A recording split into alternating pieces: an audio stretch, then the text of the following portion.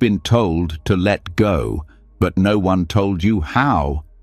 They said, just breathe, just relax, just stop thinking so much, as if peace was a button you could press. But if that worked, why do your thoughts still race at night? Why does your chest still feel heavy with things you can't fix, people you can't forget, and versions of yourself you can't seem to forgive? You close your eyes, but your mind stays open, gripping old memories, clinging to regrets, replaying scenes that ended long ago. You're not broken. You're just holding on to control, to stories, to a self you think must hold everything together. But tonight, something different happens, not because you force it, but because you finally understand. In Buddhist wisdom, there's no enemy greater than clinging, and no greater relief than seeing that what you cling to was never solid to begin with. Not your thoughts, not your identity, not even your pain. They're like clouds, and you are not the storm. As you listen tonight, those heavy thoughts will start to float. The tension in your body will soften, your breath will deepen, and little by little, the need to hold on will fade until there's only space, quiet, stillness. You won't just fall asleep, you'll fall free. Are you ready? Let's begin. Before we begin, let this moment stretch out like a quiet pause in your heart. You don't need to go anywhere. You don't need to be anyone. There's no task left to finish tonight. No version of yourself you need to improve or perform. What's coming next isn't a lesson to memorize, but something your deeper self already knows. It's simply been buried beneath years of becoming. Let these words bring it back to the surface.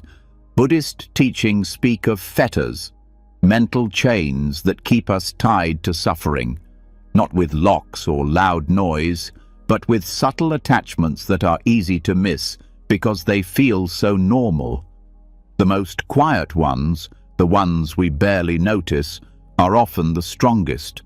They're not made of metal, they're made of thought, they're made of self. There are 10 fetters, and they bind us to the cycle of suffering, of rebirth, of becoming. But there is one that is so hidden, so deeply woven into our minds, that it's rarely seen for what it is: identity clinging. The belief that I am this, that this is who I am, that this is how things must be. It starts early. Long before you had language for it, something inside was already shaping itself. A sense of me slowly forming around praise and punishment, around being seen and unseen. You were told you were good or bad, smart or slow, strong or weak. And those labels started to stick, not just as descriptions, but as truths, as boundaries, as chains. And from there, life became a series of moments trying to confirm that identity or fight against it, trying to become someone, trying to be better than who you were, or trying to hold tightly to who you thought you had to be. Even the so-called spiritual self can become another mask we wear, another layer of self-concept, another layer of becoming. The Buddha called this clinging to Sakkaya Ditthi, identity view, the belief in a permanent self, a core me that is unchanging. But if you look closely, really look, you'll see that everything you call me is always shifting. Thoughts arise and fall, moods change, bodies age, names change, beliefs evolve. So where is the you in all of that? This doesn't mean you're nothing. It means you are not one fixed thing. You're not the image in the mirror. You're not the story in your mind. You're not your habits, your history, or your plans. Your awareness watching it all, and even that, if held on to, becomes another subtle identity. The observer, the one who watches. Even that must be released. The trap is subtle. You think you've let go, but then a quiet pride grows. I'm someone who's learned to let go. Another layer, another becoming. Identity clinging hides in the background. It makes you overreact when someone criticizes you, not because of what they said, but because it shook the self you've built. It's why you feel threatened when your beliefs are questioned. It's why praise feels good, but never quite enough. Because at the core, the self that wants to be seen will never feel fully satisfied. It's made of emptiness, pretending to be solid. When you begin to let go of identity clinging, life softens. You no longer have to win every argument. You don't need to be the best at anything. You stop trying to be right all the time and instead become curious. You stop performing. You stop trying to belong by pretending. You just are. That freedom is lightness, it's rest, it's peace. But don't confuse this with passivity. Letting go of identity doesn't mean becoming dull or indifferent. It means being deeply alive without grasping, responding without reacting, acting without the burden of, I must be seen this way. You can still love, still create, still show up, but the tightness around being someone, that dissolves. And with it, suffering begins to fade. Identity clinging also fuels comparison, because when you believe you're a fixed self, you will constantly measure yourself against others. Their success feels like your failure. Their beauty makes you feel invisible. Their joy becomes your insecurity. But when the sense of self lightens, so does the need to compete. Suddenly, someone else's light doesn't dim yours. It adds to it. This clinging also feeds regret.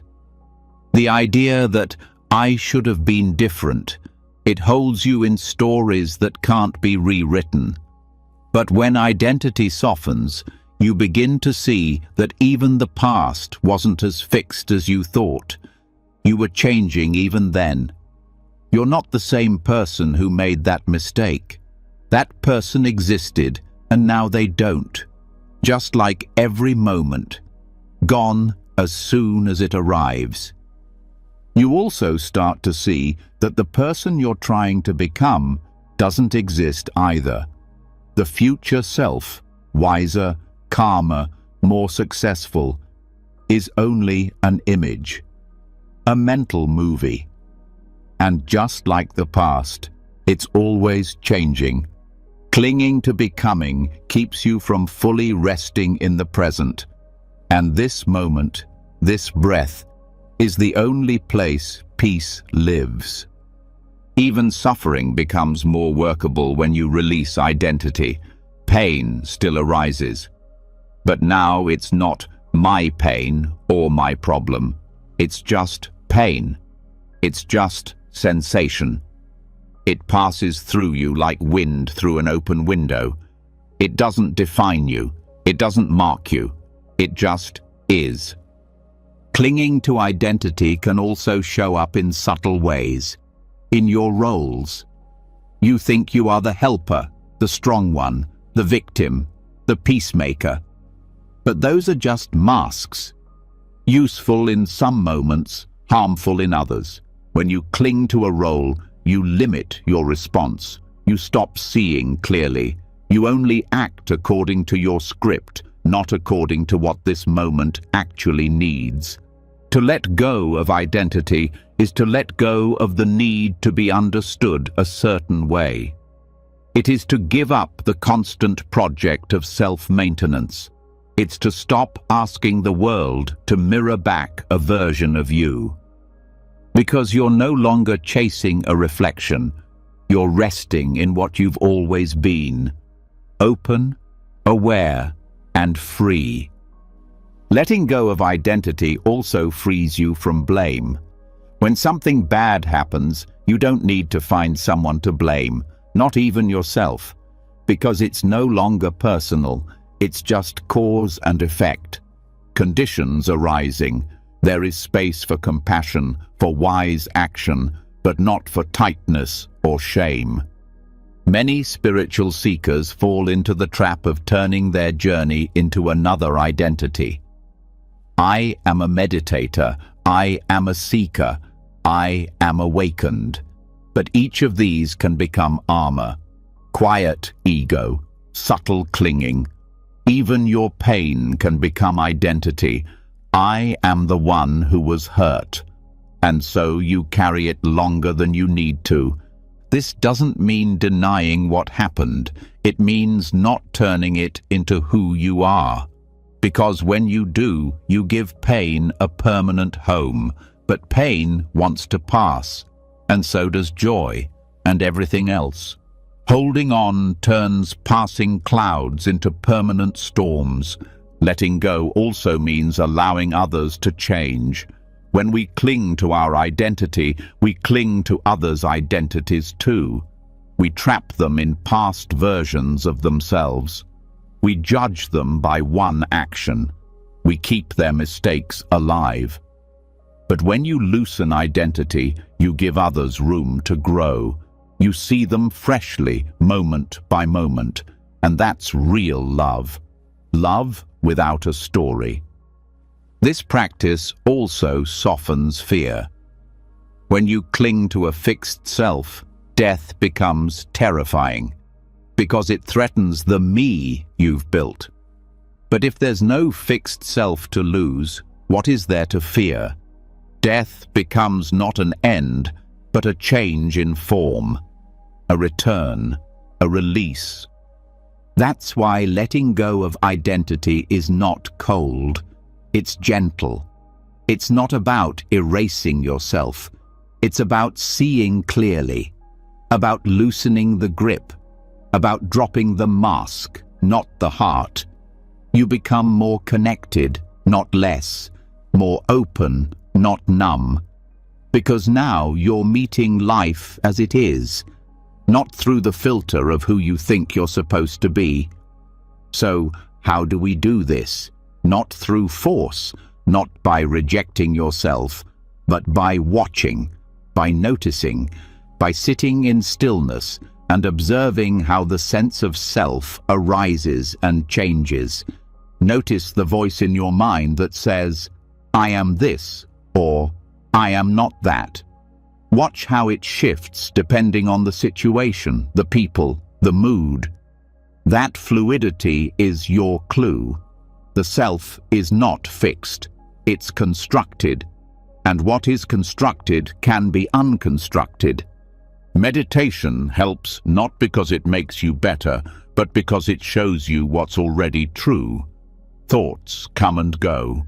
Feelings rise and fall, labels appear and dissolve. The more you watch, the more the illusion softens, not all at once, slowly, naturally. And the more you let go, the more space opens. Not empty space, but peaceful space.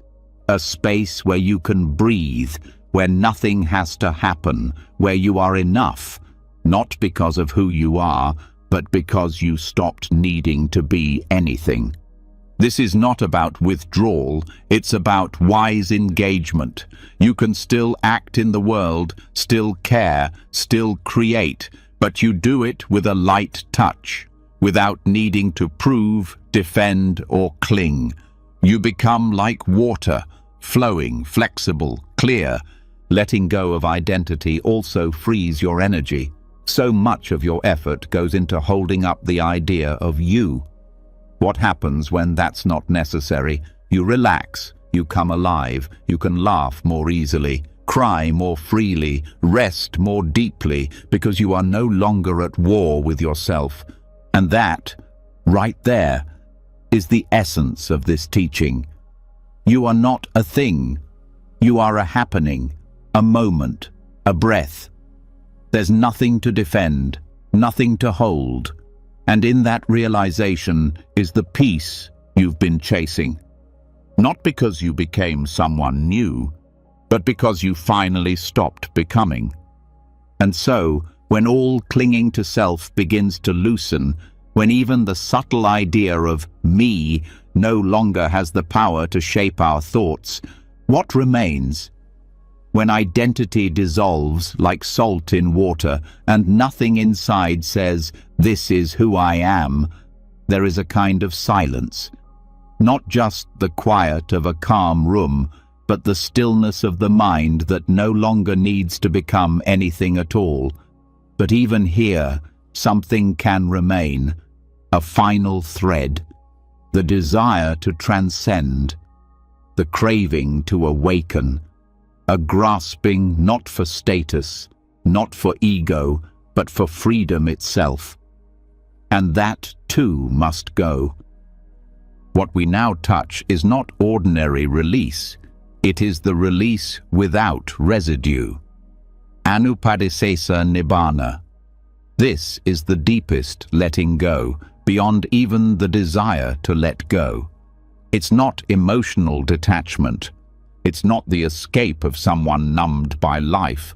It is total liberation from becoming, craving, clinging, and even from the subtle wish for attainment. Because as long as something is wished for, something is still held. Many people think of nirvana as a kind of bliss, a heavenly state where pain no longer touches you.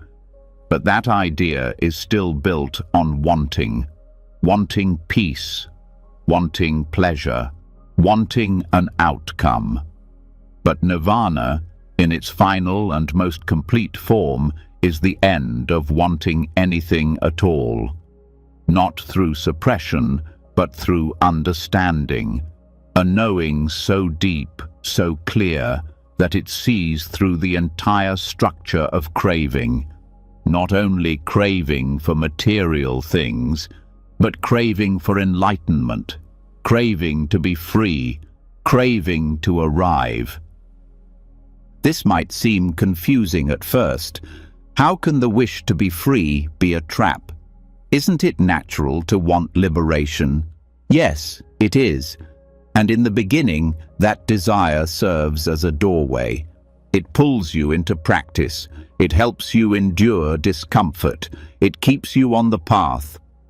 But there comes a point where even this desire is a form of fuel, and as long as the fire is fed, it keeps burning.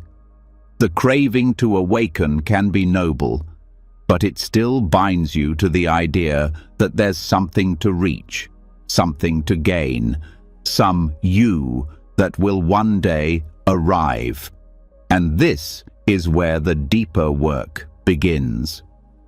Anupadisesa Nibbana points to the cessation of even that.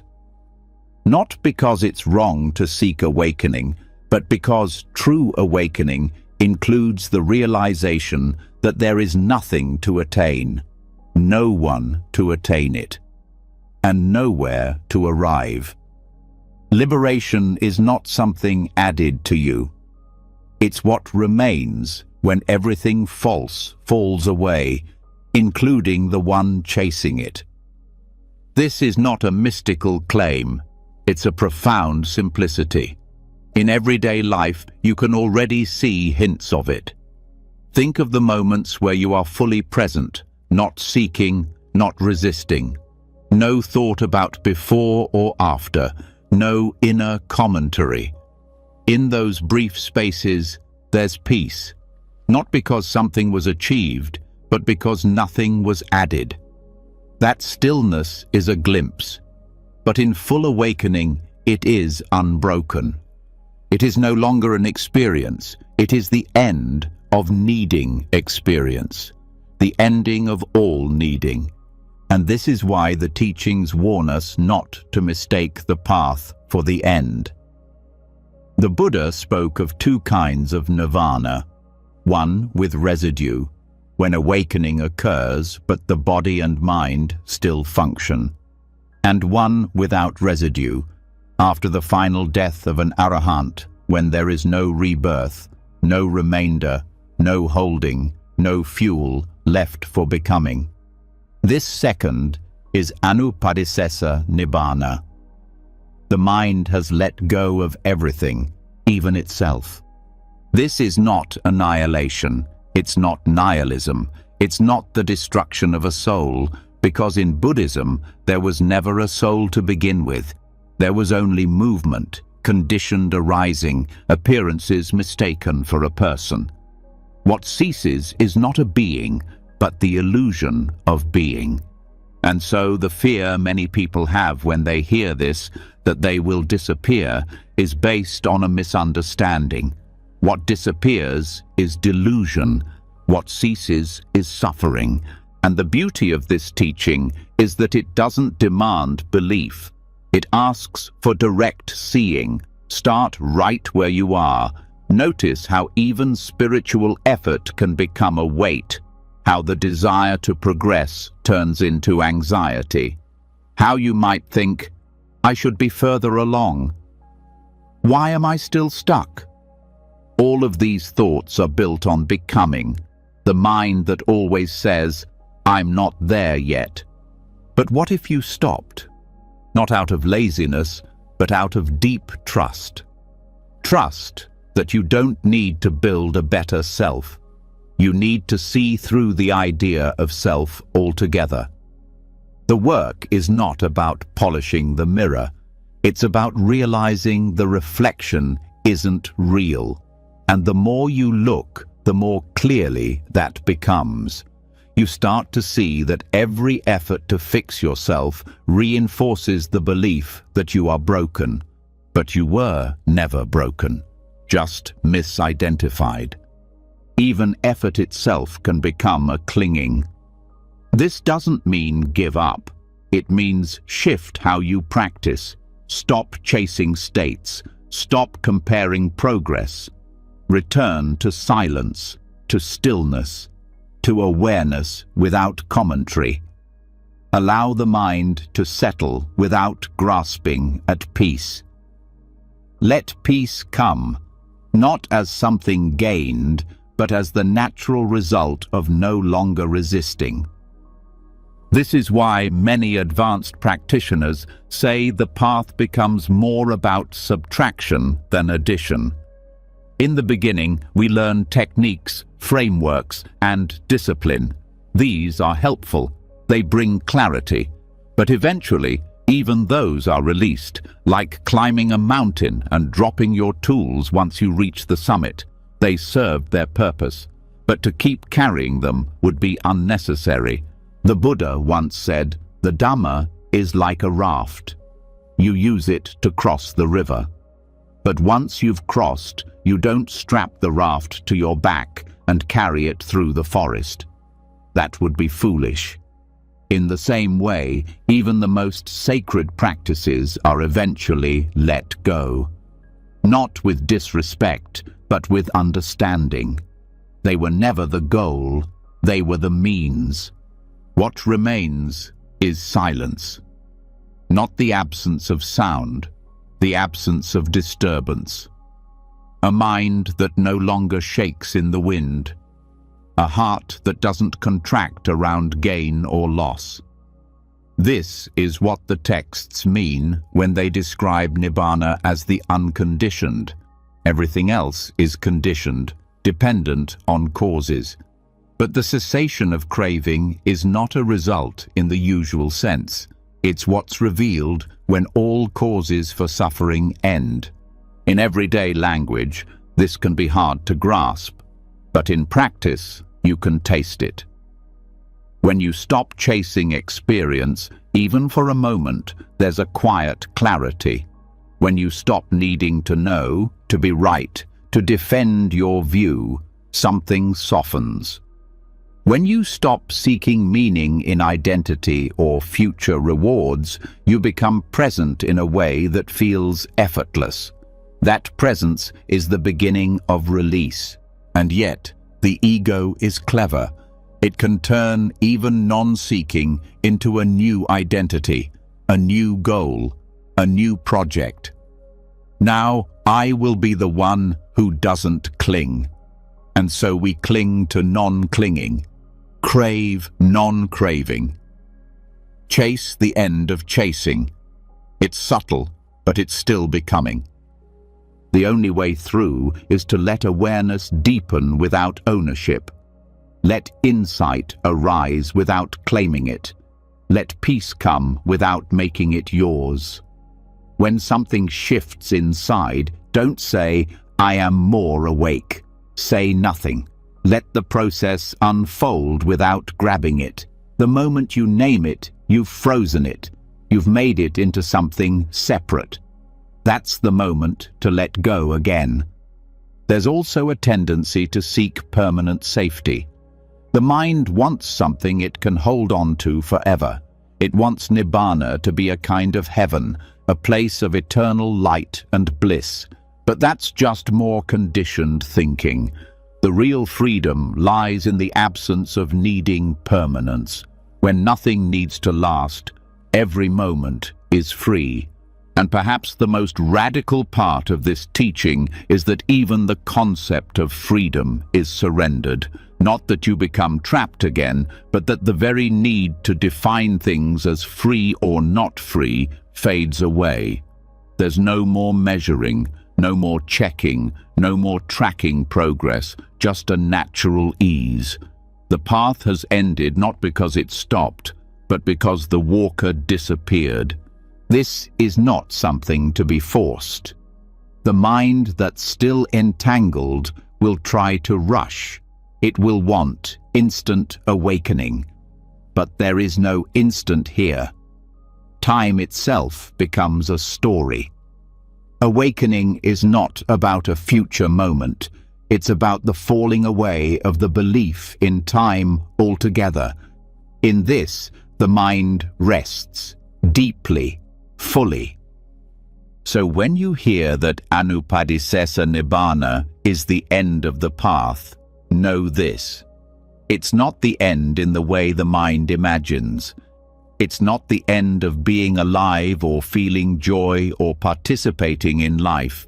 It's the end of clinging, the end of need, the end of the illusion that there was ever a separate self to suffer or attain. And it's here, in this understanding, that the greatest peace is found. Not as a reward, not as a prize, but as the natural state that was always beneath the noise, always waiting, always present, like the clear sky behind passing clouds. What disappears is not you. What disappears is the one who believed they were separate, the one who grasped, the one who feared, and what remains is not a thing, not a state, not a conclusion. What remains is what never began, what was never born, what cannot be described or defined, and in that, everything is already complete. Even peace, once grasped, becomes a burden. Even truth, once possessed, becomes distorted. In the stillness left by the falling away of craving, even the craving for freedom, something unexpected can arise. The impulse to hold on to the very path that pointed the way. The teachings, which served like a bridge over troubled water, start to feel sacred in themselves. And that, too, becomes a trap. There is a story the Buddha told about a man who uses a raft to cross a dangerous river. When he reaches the other side, he wonders whether to carry the raft on his back, out of gratitude. The Buddha's answer was clear: let it go. The raft served its purpose. Carrying it now only slows you down. This is what is meant by clinging to the Dhamma. the path, the practices, the teachings, not the rejection of them, but the inability to release them when their job is done. When the mind holds even wisdom too tightly, it becomes just another form of attachment. Useful medicine turns to poison when it's consumed beyond the cure. One of the most direct teachings about this comes in the Alagadupama Sutta, the simile of the snake. The Buddha warned that just as someone who grabs a snake the wrong way will get bitten, someone who grasps the teachings without understanding will be harmed. The Dhamma is subtle. It points beyond words, beyond concepts. If we hold on to the words, thinking they are the truth themselves, we miss what they were pointing to. This is why the teachings are called a finger pointing to the moon. The finger is not the moon. To mistake the teachings for the thing itself is like worshipping the signpost instead of walking the path. Yet this happens often. The mind, once freed from worldly clinging, looks for safety in spiritual forms. It begins to identify with views, with rituals, with ideas. And even though these ideas may be profound, they are still ideas, not the living reality of awakening. There are many ways this clinging to Dhamma appears. One is through intellectual obsession. A person becomes fascinated by scriptures, lineages, debates. They quote suttas and argue over interpretations. But the heart remains untouched. The teachings become armor. The mind becomes sharp, but the insight remains shallow. In seeking to master the Dhamma, they forget to be mastered by it. Another form is rigid attachment to techniques, a certain meditation method, a specific sequence, a belief in one right way. These can all be helpful when applied with flexibility, but when held tightly, they turn into barriers. The practice becomes mechanical, joyless. Progress is measured by compliance instead of freedom. And the original spirit of inquiry, that open, curious mind, is replaced by fear of doing it wrong. Some practitioners even cling to the idea of not clinging. They become attached to detachment. They try to reject pleasure, connection, emotion, not from wisdom, but from fear. In doing so, they disconnect from life. They confuse coldness with equanimity. But true freedom isn't about numbness. It's about intimacy with all things, without fear of loss. Detachment that is held like a shield is still clinging, just with a different name. There is also a danger in identifying as a follower of the path. The label itself becomes part of the self. I am a meditator. I am a practitioner. I am a disciple of the Buddha. This can foster discipline and motivation, but it can also harden the ego. When we hold too tightly to our spiritual identity, we start to separate. We create distance between ourselves and those we perceive as not yet awake. Pride appears in disguise. Humility fades. Clinging to teachings can even arise in the relationship with the teacher. Reverence can become dependency. Gratitude can become idolization. And instead of using the teacher's guidance to turn inward, the student begins to orbit around the teacher's personality. The Dhamma is forgotten, replaced with loyalty to form. True teachers point you back to your own clarity. They remind you, do not cling to me.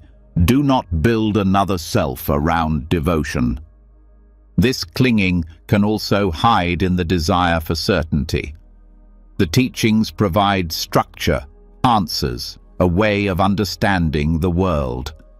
But if we cling to them as unchanging truth, We resist the very nature of the path, which is based on impermanence, uncertainty, and direct experience. The Buddha himself warned against turning his words into dogma. He said to test the teachings like gold, not by blind faith, but by practice.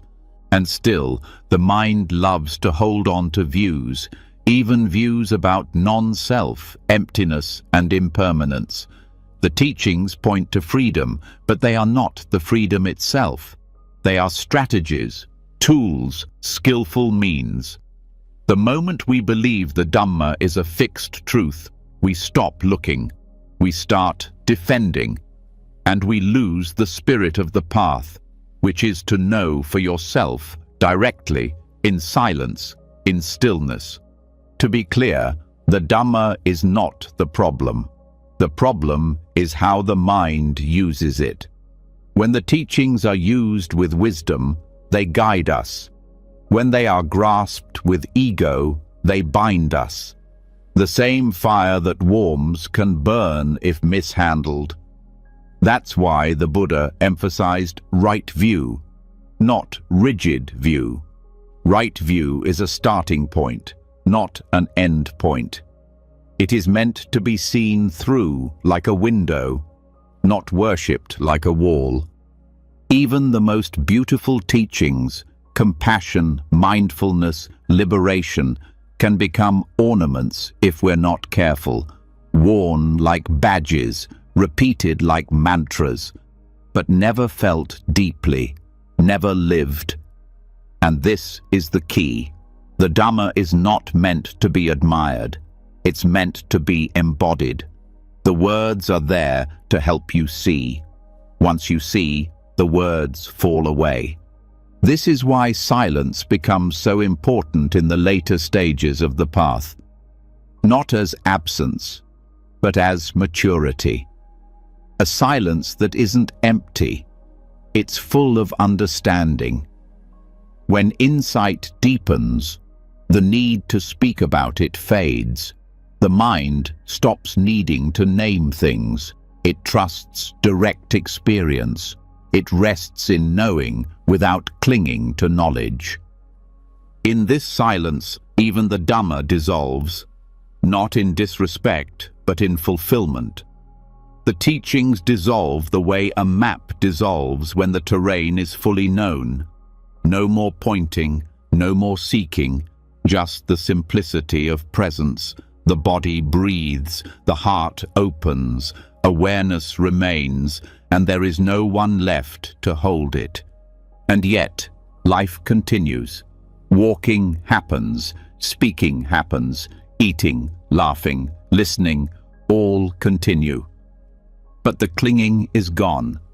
There is no one trying to be spiritual, no one trying to hold on to purity, just a flowing, just a naturalness that cannot be claimed. This freedom includes everything and excludes nothing.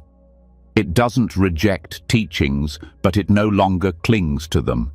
It doesn't resist form, but it no longer depends on it.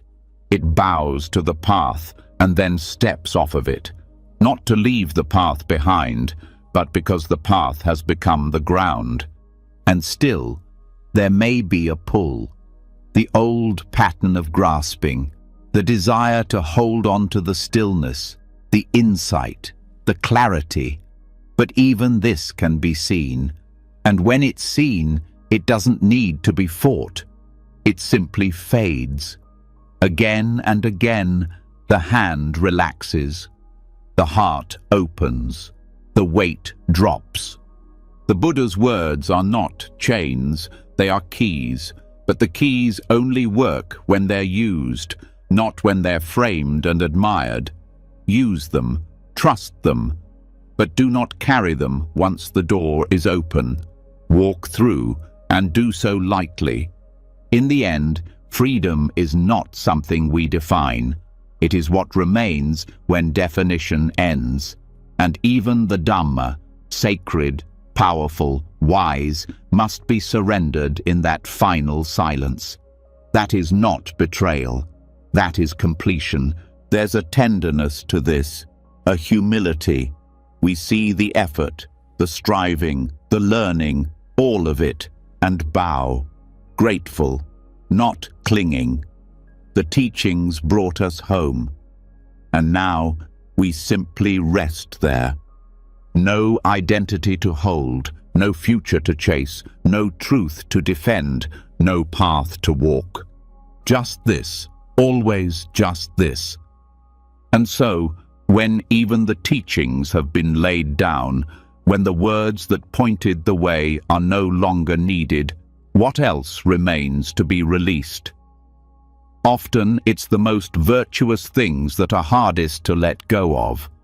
Not because they are wrong, but because they are praised, because they seem to shine, because they feel good to the mind that wants to be good. One of the most overlooked forms of clinging is not to wealth or power, but to goodness itself, to the quiet pride of spiritual progress, to the record of generous acts, to the subtle weight of accumulated merit. This kind of attachment wears a peaceful face. It looks like kindness, it sounds like humility. But underneath it, something tight is still working. A calculation, a desire to store good karma, to bank enough purity to earn a future reward. This is the paradox. Striving to be good, to do good, to generate merit, can itself become a subtle grasping, a new identity, a quiet self built out of virtue. The Buddha taught about generosity, ethical conduct, and the cultivation of wholesome qualities. These are part of the path. But he also warned that attachment to any action, even a wholesome one, can sustain the sense of self. Doing good, when used skillfully, leads to peace. But when it becomes another way to build a story, I am someone who gives, I am someone who has earned, it reinforces the very thing the path is meant to dissolve. Merit, or punya, is often seen as a spiritual currency. Accumulate enough, and you earn good conditions in this life or the next. Acts of kindness, offerings, prayers, self-restraint, these are seen as steps towards something better. But if they are done with the motivation of getting, even if it's getting peace or enlightenment, they become bound by the same craving the teachings ask us to abandon. Merit-making becomes dangerous, not because it's unwholesome, but because it can be used to decorate the self. The mind may begin to compare. I've done more than others. Or it may worry, have I done enough? These are signs of attachment, not to the act, but to what the act is believed to achieve, to the imagined results, to the image of oneself as a virtuous person. Even subtle pride can bind the heart. The feeling of being more awake, more aware, more humble than others is still a form of elevation. It may not be loud, but it separates. It defines. It quietly whispers, "Look at me, becoming free." And in that moment, freedom is postponed. The most sincere practice begins to bend when it is done for accumulation, for record-keeping, when the motivation is rooted in outcome rather than clarity, when the focus shifts from presence to achievement. When one's goodness becomes a transaction with the universe, the spirit contracts. Life becomes a ledger, not a flow. In early stages of practice, the accumulation of merit has value. It softens the heart, inclines the mind toward kindness, and opens the door to deeper inquiry. But it is not the destination. The Buddha taught that even merit is impermanent, conditioned, dependent on causes. It is shaped by intention. And if the intention is bound by craving, even noble craving, the result is still entangled. This doesn't mean stop doing good, it means stop clinging to goodness. Let the action be enough in itself, not a step on a staircase. A kind word, a shared meal, a moment of silence. These don't need to become trophies. Let them pass. Let them ripple outward without needing to trace their return. This also applies to the idea of spiritual progress. Many people carry a hidden hunger for recognition, not from others, but from the cosmos, a desire to be seen by existence as worthy. This is still ego, still self, still the need to be acknowledged, even if only silently.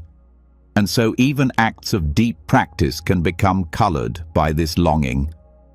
The moment we begin tracking progress, we've reintroduced the measurer, the observer who watches the path, who calculates gains and losses, who secretly asks, "How far am I now?"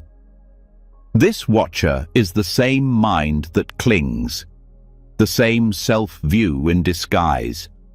And so the purest moments come when action flows without echo, when the path is walked without measurement. Letting go of merit means walking not to earn, but to be empty, sitting not to gain peace, but because sitting happens, speaking kindly not to improve karma, but because kindness is the natural response. It means trusting the heart's unfolding without reward, without scoreboard, without tally. This also means seeing through the stories we tell about past virtue. I've already given so much. I've done my part. These ideas keep us tied to a narrative. They keep us holding an identity based on effort, but effort cannot be clung to. The past cannot hold the present, and the story of goodness must be released like every other story. True merit has no memory. The action is complete when the intention ends. What remains is the effect in the world, not the echo in the self. There's no need to hold it, no need to count. The giving dissolves once given. The kindness ends at the touch. That is its beauty, that it lives fully in the moment, not in the mind. This perspective doesn't reject the value of wholesome actions. It reveals a deeper way to relate to them, without ownership, without future bargaining, without tying the act to an imagined identity. This is not about being passive, it is about being clean in the action, pure in the moment, free from the need to gain. The deeper this understanding grows, the more naturally goodness flows. Not because we should, but because we can't help it. A tree gives fruit, not because it wants reward, but because it is full. And when our hearts are full, merit arises as a natural movement, not from strategy, but from stillness. This also means letting go of guilt. Many people carry a sense that they are not good enough, that they have not done enough, that they must earn their right to be peaceful. But peace is not earned, it is revealed. It arises when the need to earn dissolves, when the burden of being worthy falls away, when the heart stops trying to be anything other than what it is. Merit-based thinking can sometimes delay this. It whispers, "When I have been good enough, then I can rest." But rest is not a reward. It is your natural state, uncovered. You don't need to qualify for stillness. You need only stop chasing the reasons that keep you from it. This understanding also transforms how we see others. When we cling to our merit, we often judge the path of others. We look for signs of their virtue, we weigh their actions, we compare. But when we let go, judgment drops. We see others not as more or less evolved, but as fellow travelers. Different paths, different timing, same emptiness behind the forms. This also invites a gentler view of life's challenges. When merit is seen as currency, suffering can feel like punishment. We ask, what did I do wrong? But when the idea of accumulation falls away, we stop assigning blame. Suffering is no longer seen as a debt. It is seen as life, arising, unfolding, dissolving, not personal, just part of the flow. Letting go of merit also invites freedom from effort, not laziness, but naturalness. Effort that is clean, light, responsive, not tight, not calculated, not burdened with expectation.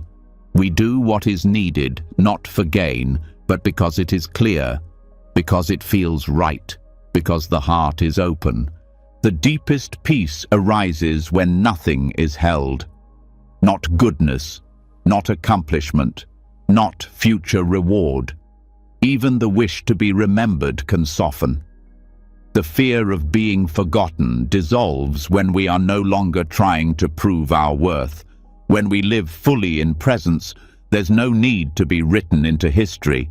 There's only the moment, blooming and fading, like everything else.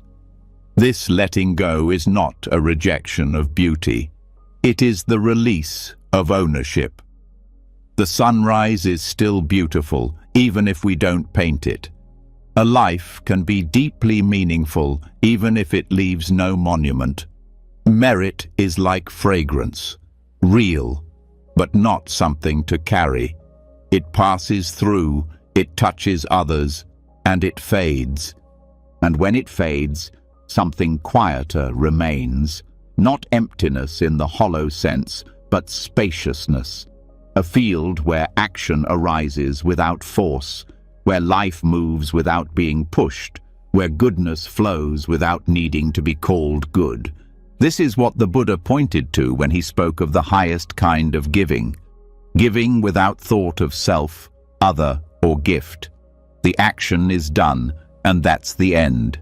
No echo, no attachment, no merit clung to, just the freedom of a heart that has nothing to protect. In the end, freedom means nothing left to count, no deeds to polish, no record to keep. Not because we stop caring, but because we care from a place that is too deep to be measured. A place where silence is the offering, where the clean breath is enough, where the open hand gives without memory. And it is here, in this clean space beyond effort, that the most natural joy arises, not born of merit, but of rest, not from being better, but from no longer needing to be, a joy that is quiet, stable, and without need for reward. That is the paradox. In letting go of the desire to be good, real goodness flows. In giving up the chase for merit, the heart becomes full. In forgetting the path, we walk it without resistance. And in the absence of striving, we meet what we were always trying to reach, a peace that holds nothing and lacks nothing. When merit is released and the weight of spiritual accounting dissolves, something deeper starts to stir beneath the surface. A quieter kind of heaviness. Not the weight of your own actions, but the stories you never chose. The ones passed down in silence. The ones you carry not because you made them, but because they were handed to you. Family patterns, ancestral echoes, emotional imprints that arrive long before understanding. These too must be seen. These too can be released. The Kulakama Vibhanga Sutta, a discourse spoken by the Buddha, presents a subtle but powerful truth. Not all suffering comes from this lifetime alone. Some of it is born from actions taken long ago. Not only our own actions, but the complex weave of karma that moves through families, cultures, and generations. Karma is not a punishment, nor a fate written in stone. It is movement. It is cause and effect, unfolding through time and mind. And like any pattern, it can be understood. When it's understood, it can be met with wisdom, and when it's met with wisdom, it can lose its grip. Many people live with a sense of emotional inheritance. They notice habits they didn't choose, reactions that feel automatic, fears that appear without clear reasons. There may be a family history of anxiety, conflict, silence, shame, or pride. These are not just memories. They are patterns repeated until they feel like truth, until they settle into the body like a second skin. Karma is not just what we do. It is also what we absorb, what we unconsciously continue, and what we must wake up to if we wish to be free. The Buddha did not deny the influence of past actions. He named it clearly.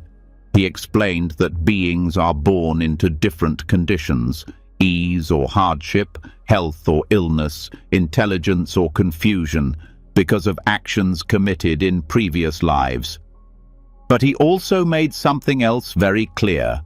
No karma is final. Conditions shape us, but they do not trap us. We are not bound by our lineage, only affected by it. And those effects can be transformed. This is where mindfulness becomes more than presence. It becomes recognition. When we begin to observe our inner world with clarity, we start to see which parts of us are responses and which are repetitions.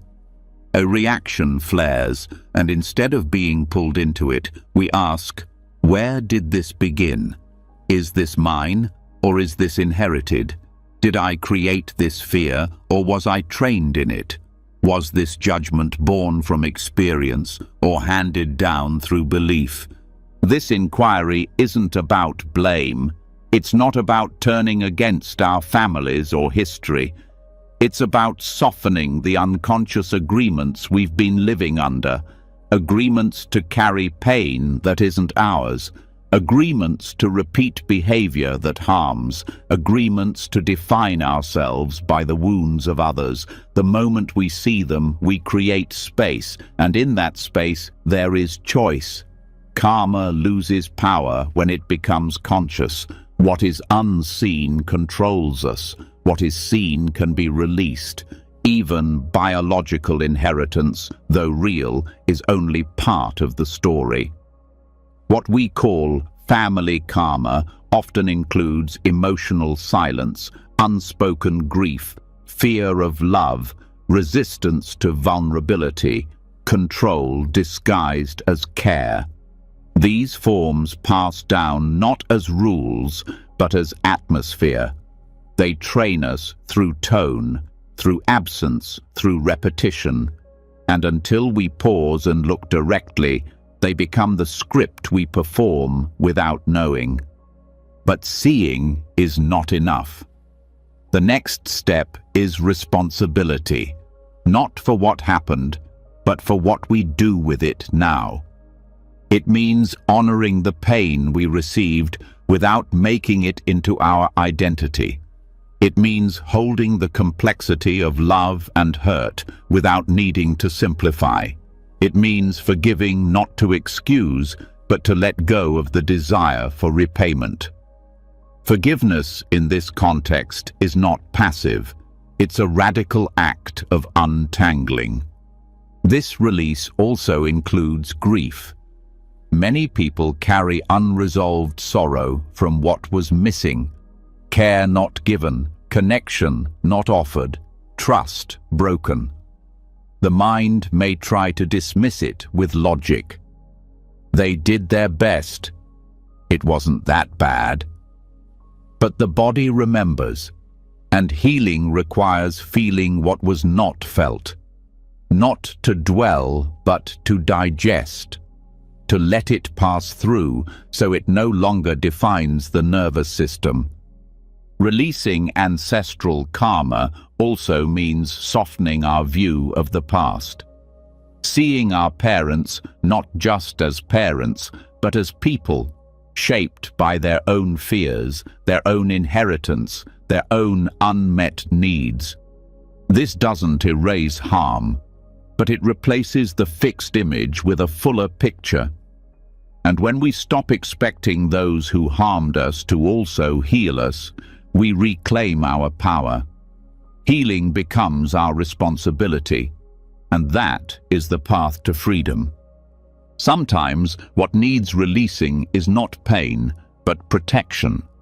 Patterns that were once useful, vigilance, control, withdrawal, may no longer serve.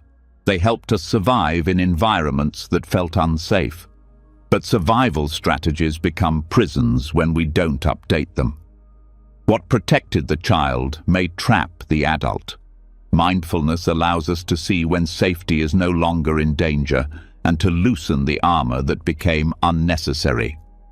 Inherited burdens also shape how we see ourselves. We may carry shame that didn't start with us, guilt that belonged to someone else, beliefs about unworthiness handed down through looks, through silence, through rules never spoken.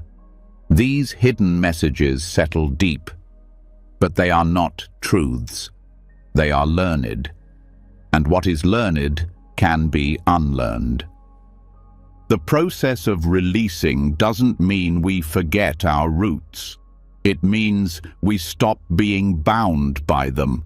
It means becoming the end of a pattern rather than its continuation.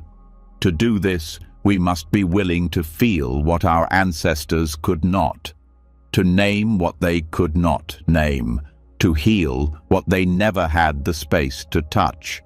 This is not spiritual performance. It is quiet, difficult work, but it is sacred. The power of this process lies in understanding karma as dynamic. The Buddha didn't teach that our fate is sealed. He taught that karma is shaped in every moment, by thought, by speech, by action. The past influences us, but it does not decide us. The present mind, clear and awake, has the ability to respond differently, to break the cycle, to plant new seeds. This shift also changes how we relate to the future. When we stop carrying old burdens, we no longer need to pass them forward.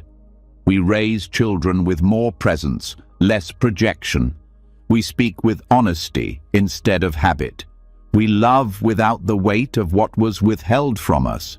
We become the turning point in a long line of repetition. That is merit too, the kind that cannot be measured. And it is not just personal. The patterns that shape us also move through society. Collective karma, cultural conditioning, the pain of communities passed down through silence and struggle. When we heal individually, we weaken the collective web of harm. We become more honest, less reactive, less likely to cause pain from pain, more likely to speak from wisdom. This is not about perfection. We will still carry some echoes, some imprints are deep, but even when the pattern still arises, our relationship to it changes. It no longer owns us. It is no longer unconscious. We can bow to it without becoming it. We can feel it and let it pass. One of the deepest aspects of karma is how it shapes our sense of possibility. When we grow up inside limitation, we often assume it is truth. That love must hurt. That joy must be rare. That safety is an illusion. But these are not facts. They are impressions, and we are not bound to them. The Buddha's teaching in this discourse reminds us that we can change our trajectory. not through denial of the past, but through full awareness of it, through wise intention, through new action.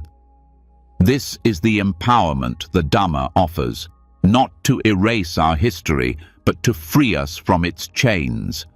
And it begins in the present, with breath, with noticing, with naming what we once avoided, with allowing what was too heavy to feel, with choosing not to repeat what was unkind, with becoming aware of the quiet choices that shape tomorrow.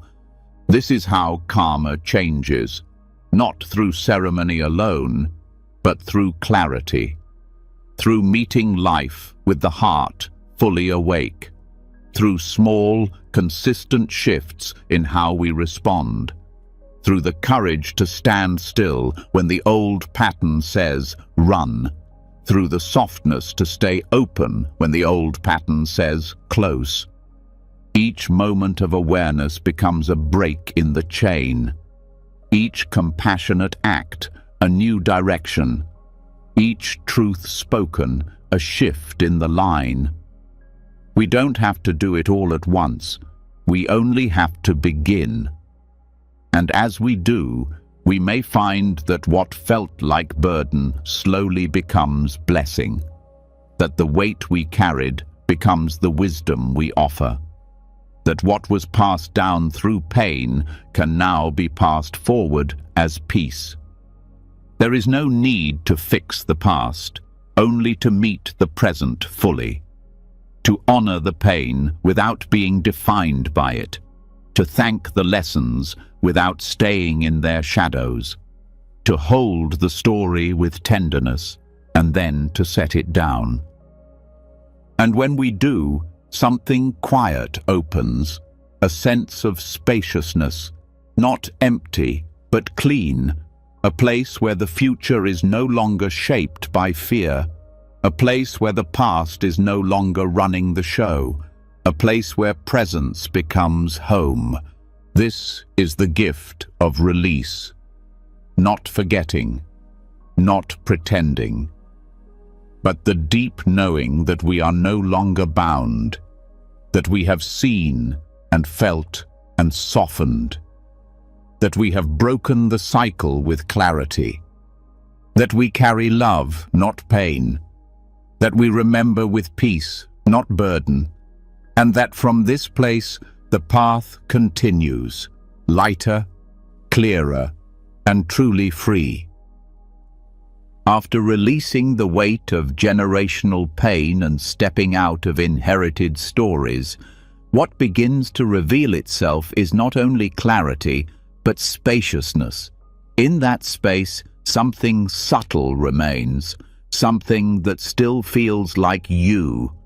It isn't the past, it isn't family, it's not even your name or history. It's quieter than identity and gentler than thought. It is the sense that there is a stable center within that observes everything else, the one who sees, the one who watches, the silent witness. For a time, it feels like freedom, but even this must be seen clearly. In many teachings and practices, becoming the observer is encouraged. It creates a gap between reaction and awareness. It softens identification with thoughts and emotions. It offers a sense of distance from the chaos of experience. And for those entangled in pain, this is a gift. To realize, I am not my anger, or I am not my sadness, is a liberating insight. It's the beginning of stepping out of suffering. But that's all it is, the beginning. At some point, even this I who watches becomes a construction. Subtle, yes. Peaceful, yes. But still a self. Still something owned. Still something held onto. The observer begins to feel like the final truth, but it is still within the field of experience. It still arises. It still depends on conditions. It is not as solid as it seems. The mind is clever in preserving itself.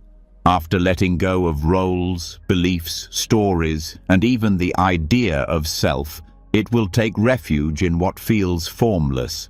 It will say, I am not the body, I am the awareness of the body. I am not the thought, I am the space in which thought appears. These perspectives bring calm. They create separation from stress, but they also reintroduce a quiet sense of being someone who sees. The observer is a cleaner version of ego, refined, silent, but still present. This identity of the witness can remain unnoticed for years. It doesn't scream, it doesn't fight, but it holds its shape through spiritual language, through quiet pride, through the effort to remain present. It speaks softly. I am the one who does not get lost. I am the one who notices without judgment.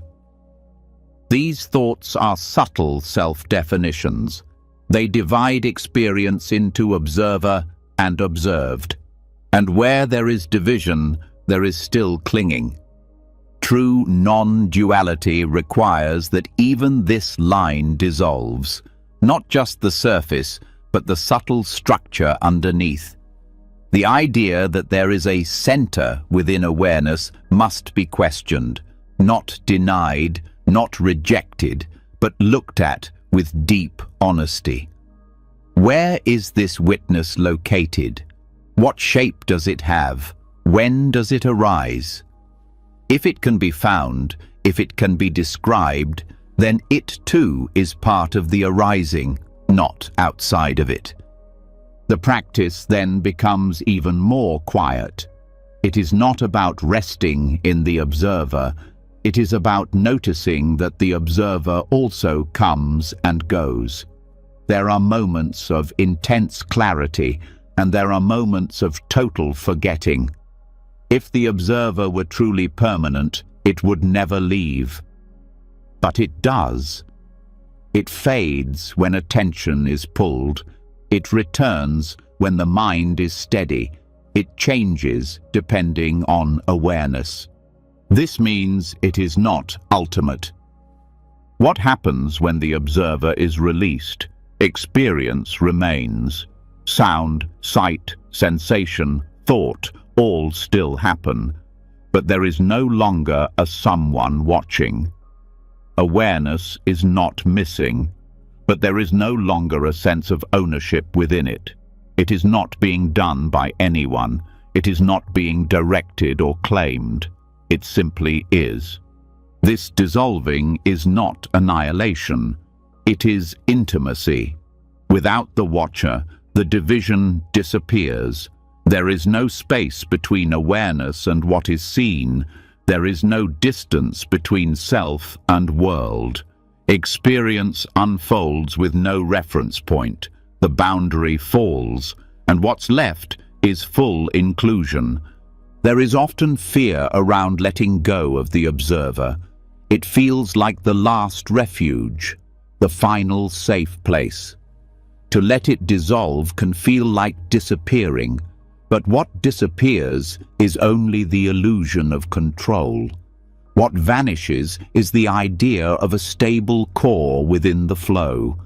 What remains is undivided knowing, not owned, not directed, not split. The reason this shift matters is because even the observer can suffer. The one who watches still desires clarity. Still resists confusion, still subtly prefers peace. And those preferences shape experience. They filter what is seen. They select what is allowed. This selection, however gentle, is still tension. It creates effort. It maintains control. In deep release, there is no preference. Joy and grief appear with equal space. Movement and stillness are not in conflict. Confusion is not a problem. Clarity is not a goal. Everything that arises is seen without distance, not because a witness is choosing to allow it, but because the mechanism of choice itself is absent. And in that absence, something radical opens, not another state, not another realization, but the end of fragmentation, life as it is, whole and complete. No commentary, no center, no border, just this, undivided, unfiltered, unowned. This does not mean passivity. Actions still happen. Words are spoken, decisions are made, but they arise from clarity, not from a manager within. The idea that I must observe myself to stay aligned is replaced with a naturalness that needs no monitor. It is a return to the original simplicity, where awareness is not directed but effortless, where presence is not maintained but constant. This also changes how effort is understood. In earlier practice, effort is required to remain mindful. Attention must be redirected. The mind must be brought back. But once the observer dissolves, there is no struggle to be present. Awareness is no longer something to maintain. It is simply the ground, the background, the space in which life unfolds, unclaimed. Even spiritual practice begins to soften. There is less need to watch thoughts, to analyze reactions, to track progress. Practice becomes more about resting in openness than fixing anything. Less doing, more being. Less seeking, more trust. Trust that without a watcher, nothing is lost. Trust that awareness doesn't need to be managed. This shift also transforms compassion.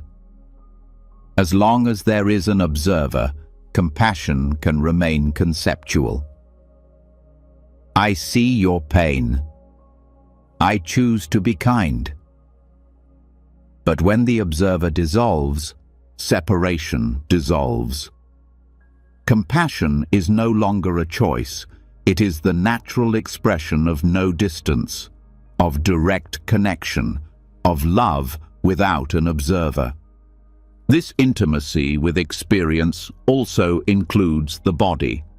With no one watching, sensation becomes more vivid. There is no filter, no one deciding what to feel. The body becomes an open field, alive, responsive, grounded. Movement arises not from decision, but from need. Rest, gesture, stillness, all unfold in harmony with the moment. Thoughts also change texture. Without an observer naming them, they lose sharpness. They pass through like clouds, not narratives. They arise and vanish without echo. There is no one holding them, no one pushing them away, no one turning them into identity. Thinking becomes softer, quieter, not always, but often. And even when it's busy, it's not personal. Language becomes simpler. The need to explain, to describe, to be understood relaxes. There is less interest in convincing, in performing, in appearing wise. Words become tools, not extensions of self.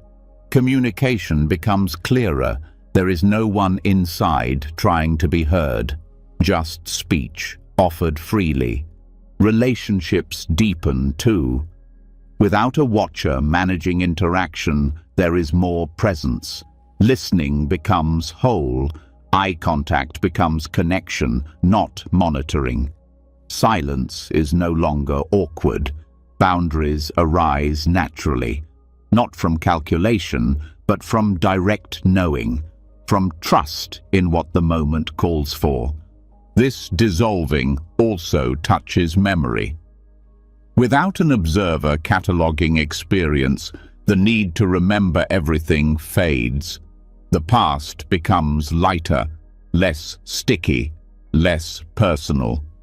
There is no one building a story, no one collecting moments. Memory arises when needed, but it no longer defines. Future also softens.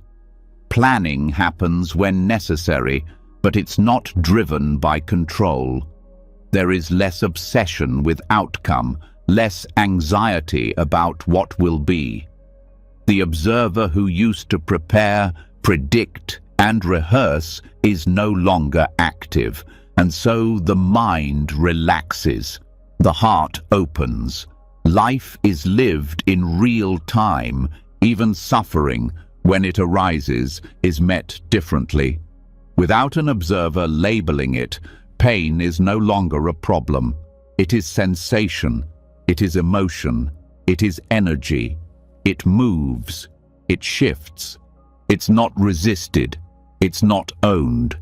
There is no one caught in it, and so it passes more easily. It is felt fully, but not stored. This does not mean the mind never speaks. Thoughts still appear, concepts still form, but they are seen for what they are, movements within the field, not messages from a self, not signals from a watcher. Just appearance, just sound, just movement, not to be grasped. And when the observer is truly gone, what's left is not emptiness in a negative sense. It is fullness without edges, presence without shape, knowing without knower. It cannot be described without reducing it, but it can be lived, not as an experience, but as the natural unfolding of what always was. There is no final moment of dissolving. It happens in layers. The idea of self peels back, then returns, then softens again. The observer lets go, then reforms. This is not failure. It is the rhythm of unfolding. What matters is not holding on when it returns, not identifying, just seeing, just resting, just letting the tide come and go. This path is not about removing yourself. It is about seeing there was no self to begin with. Not to destroy, but to discover. Not to reject, but to relax. Into what already is. Awareness without boundary. Life without a center. Peace without a watcher. And in that simplicity, everything begins to feel whole, not because it changed, but because the one who stood apart has disappeared. There is no more separation, no more witness, just presence, just freedom, just this. When the mind no longer seeks a center, when even the observer dissolves into silence, and when the pull to continue dissolves into a steady relinquishment of becoming, there can arise a rare clarity. Yet from that stillness, something gentle may whisper again. A faint hope, a subtle curiosity, the soft pull of continuation in a different form. It is not loud or desperate. It doesn't demand. It simply lingers. The wish for one more chance, a better life, a finer rebirth. Even in letting go, the mind can still long for existence. This is where samsara shows its most delicate face, not through suffering, but through seduction. The cycle of becoming does not always wear the form of pain. Often it appears as beauty, opportunities to return, to relive, to refine what was unfinished, to perfect what was broken, to continue loving what feels precious, to reach some future version of awakening or truth or joy. The mind tells a quiet story, that the next moment, the next body, the next lifetime will be clearer, wiser, more whole, that the path continues, that there's still something more to experience, to know, to become. This, too, is attachment. Rebirth is often misunderstood as a reward for virtue, a continuation of progress, or a stage for spiritual completion. But in the Buddha's teachings, rebirth is neither punishment nor reward. It is merely the result of conditions. It is fueled by what remains unfinished, the craving that continues to move the mind forward, seeking stability in impermanent forms. Even a birth into blissful realms is not final. No realm, no matter how radiant, is beyond change. All of them pass. What arises will cease. Even joy cannot last forever if it depends on causes. This is why the Buddha did not point toward heaven as the goal. He pointed toward release. He did not encourage becoming again and again, but rather the end of becoming. This is not rejection, it is wisdom. It is the deep knowing that the cycle, however beautiful its forms, is unstable, and what is unstable cannot be relied upon. There are many types of rebirth described in the teachings: realms of suffering, realms of desire, realms of form, and formless realms of vast peace. But all of them, without exception, are conditioned. The body may be different, the mind more subtle, the lifespan longer, the joy more refined, but the nature of samsara remains. It continues because the desire for existence continues. The attachment may evolve, becoming more subtle, more spiritual, but it remains the same fuel. This subtle attachment is not always easy to recognize. In early practice, the mind sees the obvious: the craving for pleasure, the fear of loss, the need to be seen. But deeper in, the attachment to becoming appears in spiritual language. It speaks of Dharma missions, bodhisattva vows, cosmic purpose. It wraps itself in compassion, in service, in progress. And yet, it quietly insists on future, on identity, on survival through roles. To see this clearly requires deep honesty. It requires a willingness to sit with the discomfort of not continuing, the discomfort of not becoming, the discomfort of cessation. The desire to return must be observed without feeding it, not pushed away, not indulged, but known as it is, a form of clinging. The mind must grow steady enough to stand in front of this longing and not move. This work also means seeing that suffering doesn't end just because one is reborn in a favorable state. The tendencies of the mind follow, the old patterns resurface, fear still visits, desire still arises. Even in celestial realms, beings fall. They are not immune to loss. Their pleasure is temporary, their lives are long, but not eternal. And when those lifespans end, beings fall to other realms based on the residual tendencies still unpurified. This is not a story meant to frighten. It is a lesson in impermanence. To become again is to begin again. To begin again is to re-enter the cycle. There is no safe place within samsara, no final refuge within the conditioned world. No experience, no realm, no attainment can serve as permanent rest if it depends on arising conditions.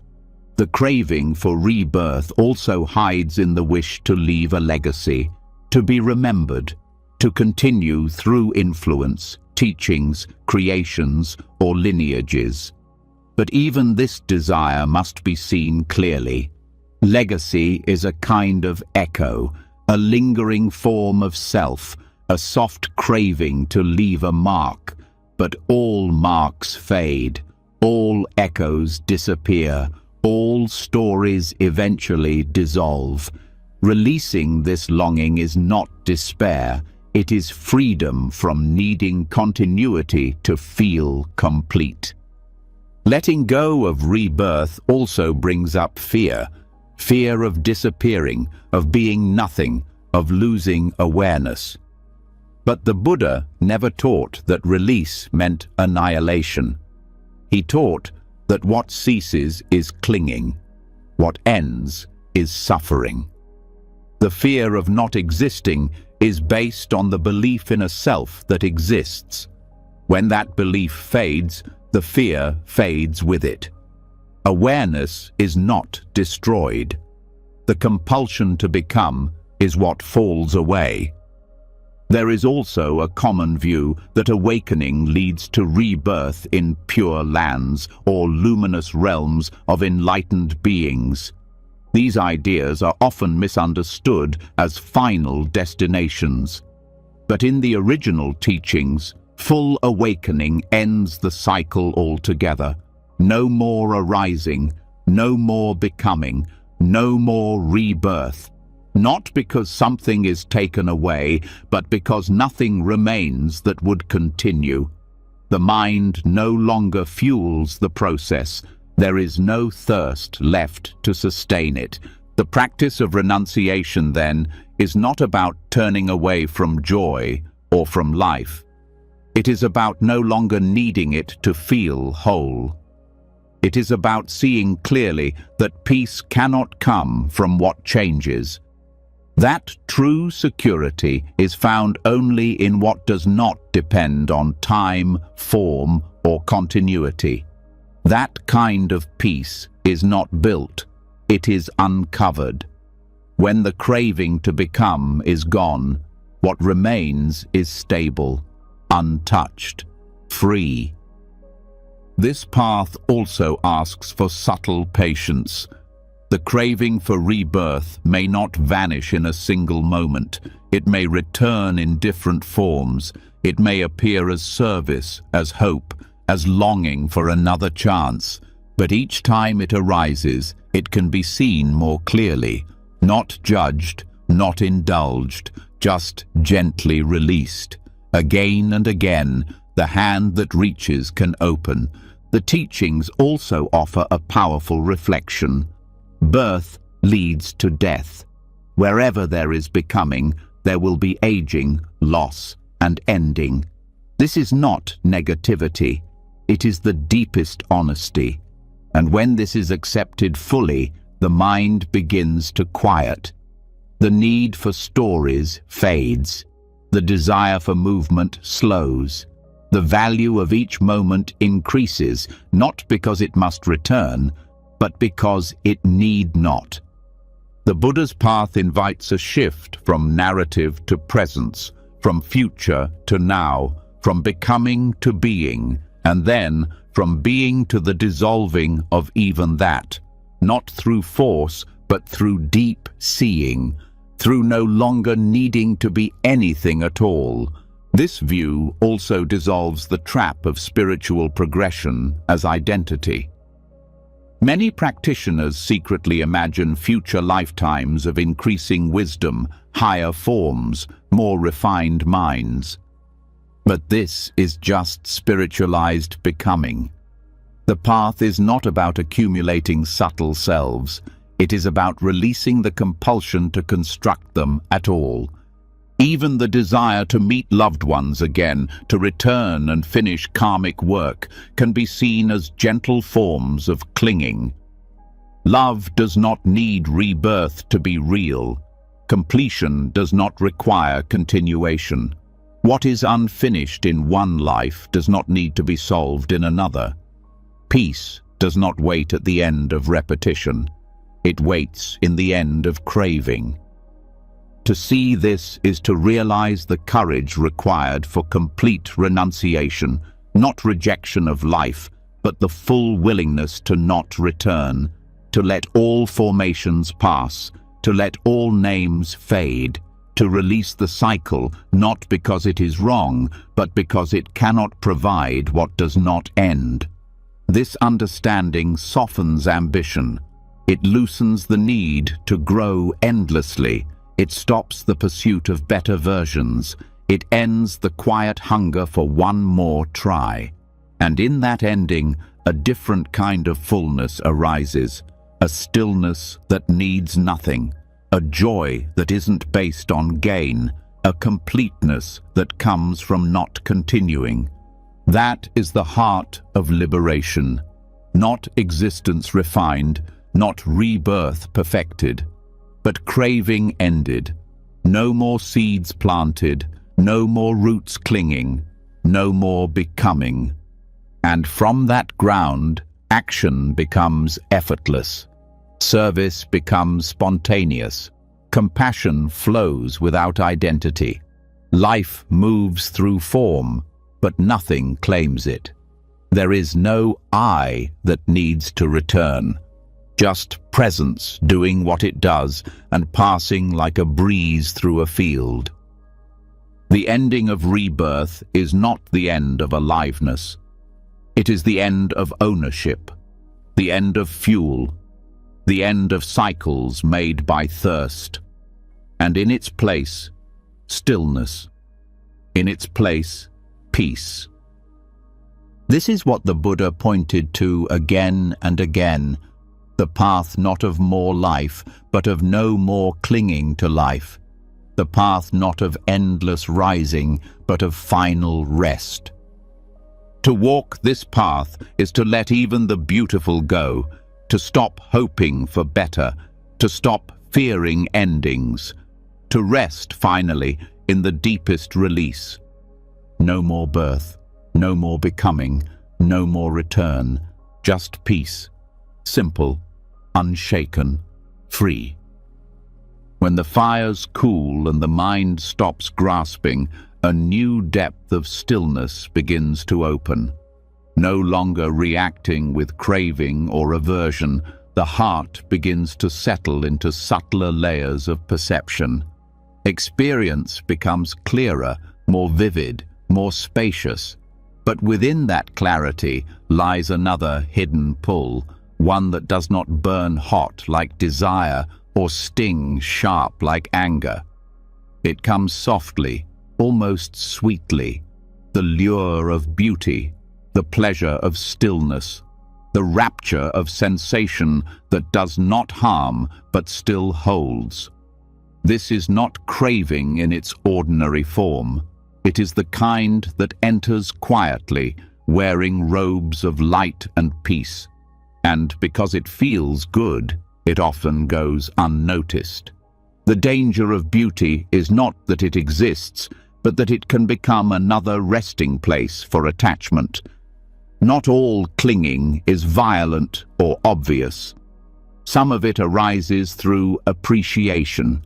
When beauty is not understood, it seduces the heart into wanting.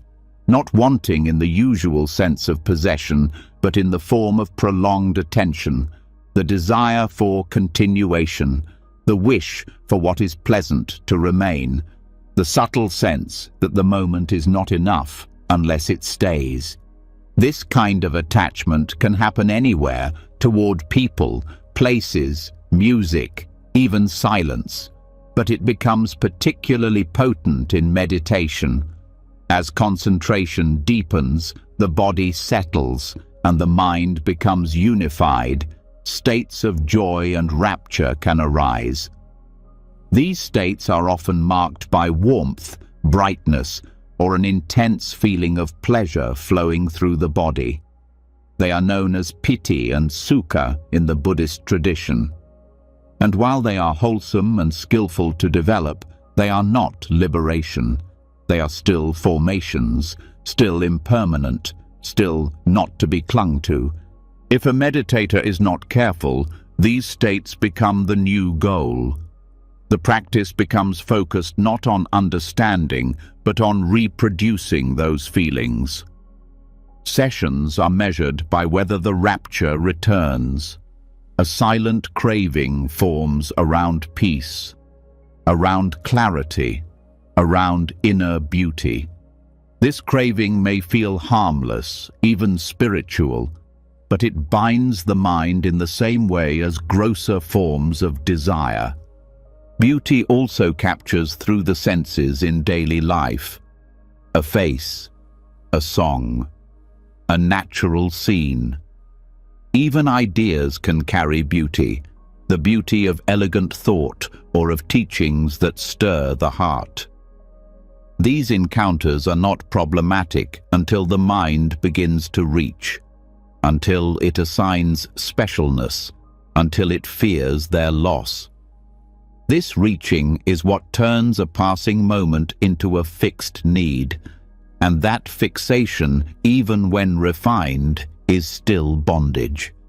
The Buddha taught that whatever is impermanent, unsatisfactory, and not self must be seen as such, not just intellectually, but directly. When beauty arises and is met with understanding, it becomes a portal to insight. We see its arising, its peak, its fading. We watch the mind react. We notice the subtle leaning in, and in that awareness, the leaning can soften. But when beauty is met without clarity, the mind grasps. Even if the grasp is soft, it is still pressure, still formation, still becoming. This grasp doesn't only want more, it also fears loss, and fear is a sign that attachment has already taken root. In some cases, beauty becomes a kind of refuge. The meditator seeks the jhanic states not for insight, but for escape. The world feels heavy, and rapture becomes the place to hide. But clinging to pleasure, even refined pleasure, builds dependency. The mind begins to turn away from the ordinary.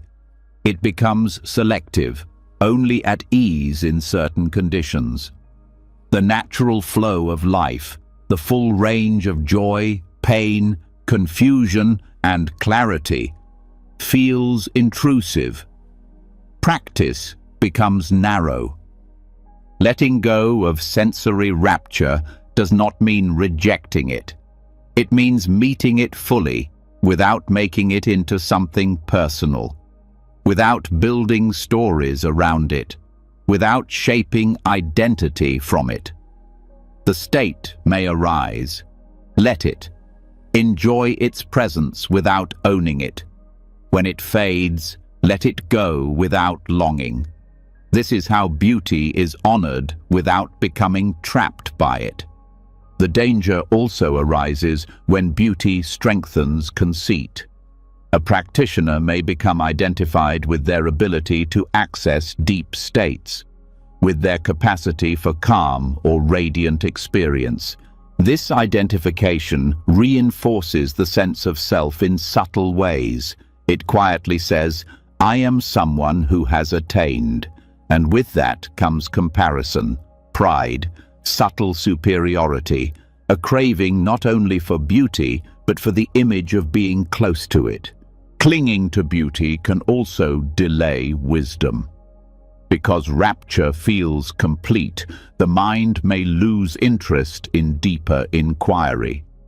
It rests in pleasant states without asking questions, without examining impermanence, without noticing suffering.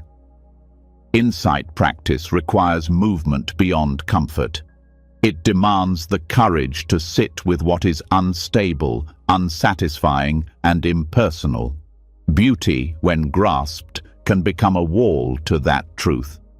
Even in the arts, beauty seduces. A well-crafted poem, a haunting melody, a piece of wisdom perfectly phrased. These can all become objects of attachment. They stir something deep, and that stirring is mistaken for truth. But if truth depends on form, it is not stable. The path does not reject art or sound or expression, but it asks us to see their nature, to enjoy without need, to let go without regret. There is also beauty in concepts, the elegance of a philosophy, the symmetry of a teaching. These intellectual forms can become attachments when they provide comfort rather than clarity. A belief, when beautiful, can be harder to question, but the Dharma is not based on how it sounds, it is based on what is real. Even the most inspiring idea must be tested against experience. If it cannot hold up to the truth of impermanence and non-self, it must be released. As dispassion grows, beauty is not denied, it is deepened. It is no longer a means to an end. It is simply what arises. The scent of a flower, the stillness of dusk, the rhythm of walking. These are no longer doorways to desire. They are expressions of the moment, complete as they are. No reaching, no clinging, just clear seeing. This clarity reveals that beauty is not in the object, but in the mind that meets it with awareness. When craving fades, everything becomes more beautiful, not because it changes, but because the mind is no longer seeking. The heart is open, and beauty flows through it, leaving no residue. There is no stickiness, no need to hold, just appreciation followed by release. Even spiritual language can be seductive. Words like grace, bliss, or awakening may carry emotional charge. They create expectations. The practitioner may begin to seek experiences that match these words, but no word can capture the simplicity of truth.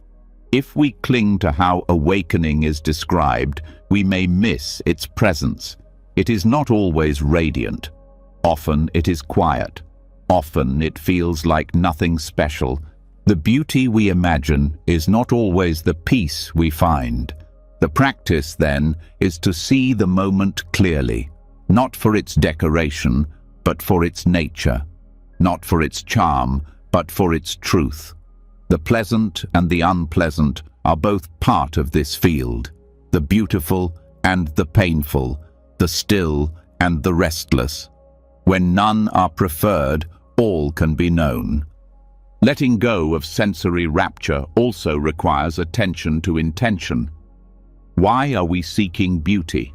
What are we avoiding? What do we believe it will provide? These questions bring us closer to the core, closer to the heart of the grasp. Often, beauty is pursued to cover a sense of lack, to distract from the fear of groundlessness, to create an illusion of stability. When these tendencies are seen, they can be met with gentleness, not judged, not suppressed, just known. As the mind grows quieter, its sensitivity increases. Beauty becomes more frequent, not because the world changes, but because perception refines. This is why letting go becomes more urgent. As awareness sharpens, so does the pull of beauty. But wisdom sees through it. Wisdom enjoys the moment, but never gets lost in it. The joy is real, but it is no longer needed. This is the difference between pleasure and attachment. Pleasure is natural. It arises and passes. Attachment resists the passing. It turns a moment into a possession, and in that possession, suffering is born. The fire returns, the burn begins again. Even if the object is subtle, even if the moment is peaceful, if there is clinging, there is tension. The path is not to remove all beauty. It is to meet it with wisdom, to stay steady when joy arises, to remain clear when peace unfolds, to appreciate what is present without building a home inside it. When that becomes possible, freedom deepens. The heart is no longer ruled by preference. The senses are no longer pushed or pulled. The world still offers its forms, but the mind no longer builds illusions around them. This freedom is not cold, It is alive, tender, present. It includes all, and it holds nothing. This is the heart of dispassion, not detachment from life, but openness to life without need, not indifference, but intimacy without grasping. Beauty, when seen clearly, becomes a teacher. It shows us how the mind moves, how it seeks, softens, or tightens. It reveals our relationship to joy, to form, to impermanence. And when the lesson is learned, the experience can be complete. No guilt, no holding, no regret. In this way, even the most subtle joys are woven into the path, not obstacles, but invitations, not destinations, but insights. The path remains grounded, direct, and free from illusion. There is room for everything, but nothing is made into a foundation. This is how the practice matures. The heart opens wider, the mind lets go more easily, the senses remain, but they do not rule. The beauty of the world continues, but its charm no longer binds. Joy is present, peace is present, and the practitioner walks forward, clear, open, unshaken. As the mind becomes free from the grip of beauty and learns to meet even the most alluring experiences without attachment, a deeper quiet starts to reveal itself. Not a silence of absence, but of stillness that is undisturbed by form. No longer pulled by sensation, the practitioner no longer moves with every wave of experience. And from this stillness, the heart begins to understand something even more profound, that views, like pleasures, can be clung to. Ideas, positions, answers, even spiritual concepts can become attachments just as powerful as any desire. And when one sees this, silence takes on a new meaning.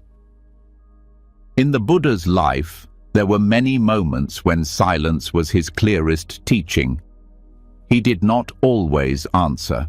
Even when asked the deepest questions about the nature of the self, the universe, life after death, there were times when he simply remained quiet.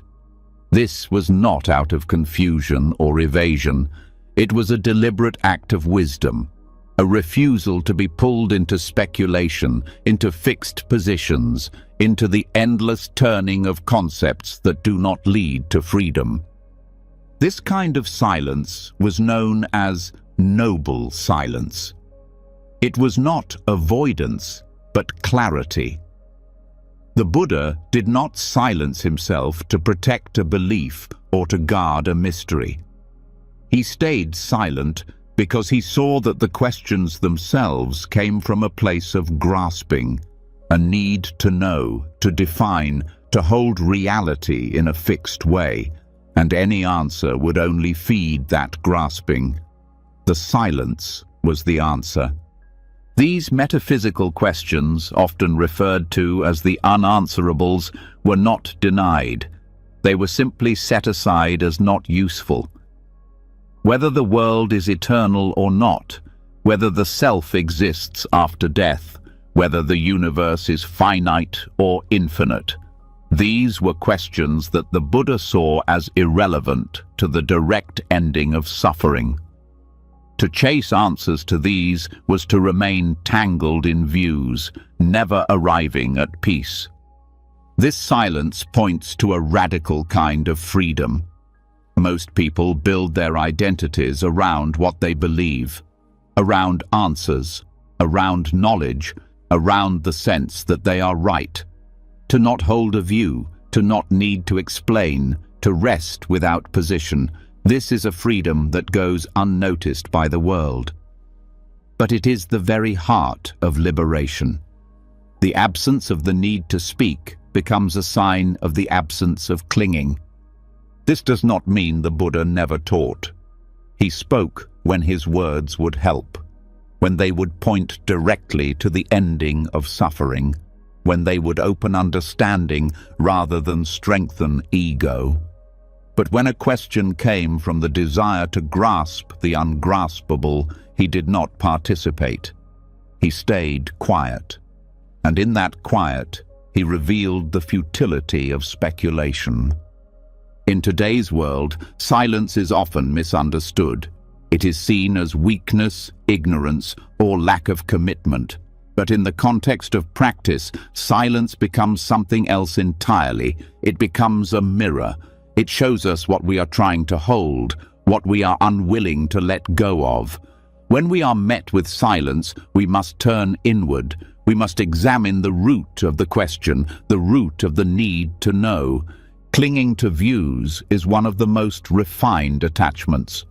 It is often overlooked because it feels noble, intellectual, or even spiritual. But every view, no matter how subtle, becomes a boundary. It divides the world into what is true and false, right and wrong, enlightened and confused. And with that division comes conflict, both inner and outer. The mind becomes rigid, the heart narrows, clinging returns. The Buddha warned against this again and again. He did not ask his followers to accept his words blindly. He encouraged testing, reflection, direct experience. But he also taught that freedom comes not from gaining views, but from letting them go. Even right view, when held too tightly, becomes a trap. It is a raft to be used and then set down. This teaching invites a different relationship with knowledge, one that values clarity over certainty, one that allows space for not knowing, for remaining open, for living without the need to explain everything. This openness is not confusion. It is wisdom without position. It is knowing what matters and what does not. The silence of the Buddha was a teaching about what is essential. He turned the attention away from speculation and toward direct experience, toward suffering and its end, toward the way the mind grasps, not toward the nature of the cosmos, but toward the patterns that keep us bound. In doing so, he redirected the search from the outer to the inner. In practice, this means learning to sit with unanswered questions, to feel the discomfort of uncertainty and not rush to resolve it, to recognize the mind's habit of seeking solid ground and to choose stillness instead. It is not an easy path. The desire to know is strong, but each time we return to silence, we reinforce the capacity to stay present without grasping. Silence also invites humility. The willingness to not have the last word, to not win the argument, to not need to be seen as right. This humility is not low self-worth. It is the absence of self-definition through views. It is the space that allows for real listening, for meeting others without opposition, for connection without ideology. In silence, we learn to trust something deeper than thought. We learn that peace is not the result of having all the answers, but of no longer needing them. That liberation is not found in defining reality, but in letting it be as it is, without defense, without projection, without fixing it into ideas. Even the most profound insights can become views. Even direct experiences of non-self or emptiness can harden into positions. This is why the path continues with letting go, not once, but again and again, until even the insight is released, until even the frame of practice dissolves, until silence remains not as absence, but as completion. This silence is not disengaged. It is alive, responsive, compassionate. It does not avoid life. It simply does not try to control it through ideas. It meets the world without agenda. It responds without needing to hold a position. It acts with clarity, not from doctrine, but from freedom. Letting go of views also means letting go of identity built around knowledge, around being someone who knows, who understands, who has answers. These identities are comforting, but they are also limiting. They keep us in roles. They prevent true openness. When they are released, something else becomes possible. A deeper presence, free from comparison. This presence is not neutral in the sense of being indifferent. It is fully engaged, but not reactive. It can hold complexity without collapsing into duality. It can speak when needed and remain silent when speech would only bind further. It is the wisdom that knows the difference. In meditation, silence becomes the ground. Not just external quiet, but internal spaciousness. The thoughts still arise, but they no longer stick. The commentary fades. The compulsion to explain, to solve, to know begins to dissolve. What remains is awareness, clear and open. And in daily life, silence becomes a practice of restraint, not suppressing speech, but choosing it carefully. Not filling every gap with opinion, but letting stillness speak. This restraint is not repression. It is discipline rooted in understanding. It protects the mind. It cultivates clarity. This understanding also changes how we receive teachings.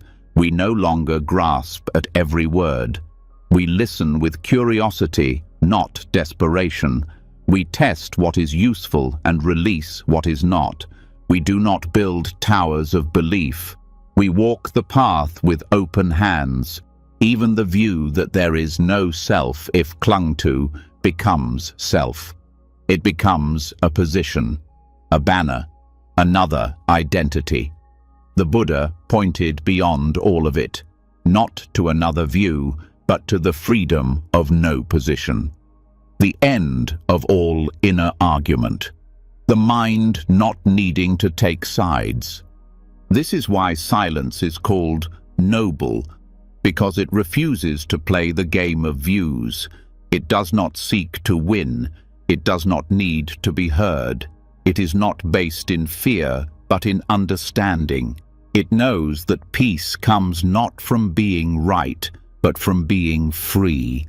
And when this silence is lived, not just practiced, something shifts. The mind becomes less reactive. The heart becomes less defensive.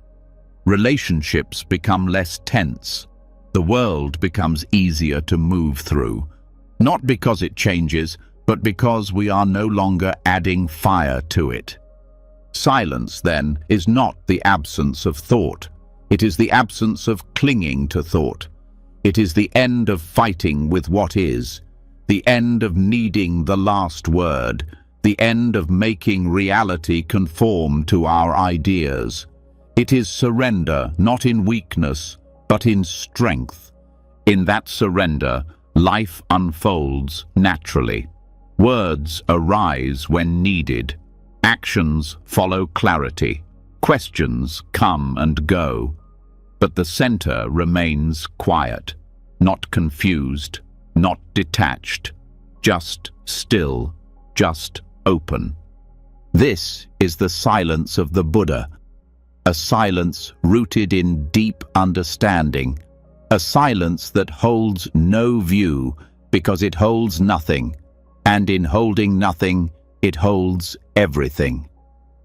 From this place, the path continues, not toward more knowledge, but toward deeper peace, not through adding, but through releasing, until the last view is seen, and even that is let go, and in its place, silence, full, whole, free. When silence becomes the most honest response and all views are laid down, even the wish to be understood dissolves. What remains is a clarity that does not lean on thought. It no longer defends a position, does not reach for resolution, and has no need to impress. But even within this space, a very subtle intention can still take root. A vow that appears selfless, noble, even sacred, yet carries with it the lingering scent of control. This is where the illusion becomes hardest to detect, when the desire to help others begins to conceal the self's last effort to survive through purpose, identity, or imagined outcome. The Bodhisattva ideal, which arises in Mahayana traditions, speaks of infinite compassion. It is the deep commitment to postpone final liberation in order to help all sentient beings awaken. On the surface, this is a vow of complete selflessness, but when examined carefully, even this aspiration can become a shelter for attachment, not in its form, but in the hidden ways the mind begins to identify with it. The sense of being someone who helps, someone who serves, someone who sacrifices, this too can quietly build a self. The illusion of control begins when the vow is grasped rather than lived, when it becomes a project, a mission, or a long path with expectations. The mind starts to track progress. It evaluates impact. It measures success by the awakening of others. And when others resist, when suffering does not end, frustration arises. This frustration is not evidence of failure. It is evidence of grasping, of wanting reality to align with a story, of needing results to feel whole. The Bodhisattva vow is pure when it comes from emptiness, when there is no self carrying it, no identity formed around it, no need to fulfill it. Compassion becomes action, not project. Care flows naturally, not strategically. Help is offered without waiting for recognition or response. There is no attachment to being the one who gives, nor sadness if the giving goes unnoticed. The vow remains a current, not a structure, a direction, not a role. But when control sneaks in, even through love, the vow becomes heavy. It turns into burden. The mind begins to carry the world instead of being with it. Suffering becomes something to fix rather than to meet with presence. The heart tenses. The schedule fills. Life feels rushed, urgent, always on the edge of not doing enough. And underneath it, the sense of self grows stronger, defined now by effort, by dedication, by sacrifice. This is not an argument against compassion. It is a call to examine the roots of action, to see whether the care offered comes from clarity or from fear, whether the wish to serve is open or clinging, whether the identity of helper has replaced other identities that were already dropped. The ego that once wore status may now wear kindness, but it still wants to be someone, still wants to matter, still wants to be needed. Control also appears in the desire to shape others' paths. Even when intentions are gentle, the mind may want others to awaken quickly, to follow certain teachings, to make different choices. When they don't, the reaction may be subtle irritation or sadness. These are signs that compassion has become conditional, that the vow has turned into expectation. The freedom of others has become secondary to the image of helping. True compassion does not need to orchestrate results. It is content to offer and let go, to serve and step back. It trusts the unfolding of others without trying to push or shape. It honors each being's timing, each person's path. It does not attach to methods or outcomes. It holds no judgment for how long awakening takes. It meets everyone where they are, not to pull them forward, but to walk beside them for a while, without agenda. Even the idea of saving all beings must be held lightly. When taken literally, it creates an impossible task. The number of beings is without limit. Their conditions are endlessly diverse. The world is always changing. The vow, when misunderstood, can become overwhelming. The practitioner may fall into despair, feeling they can never do enough.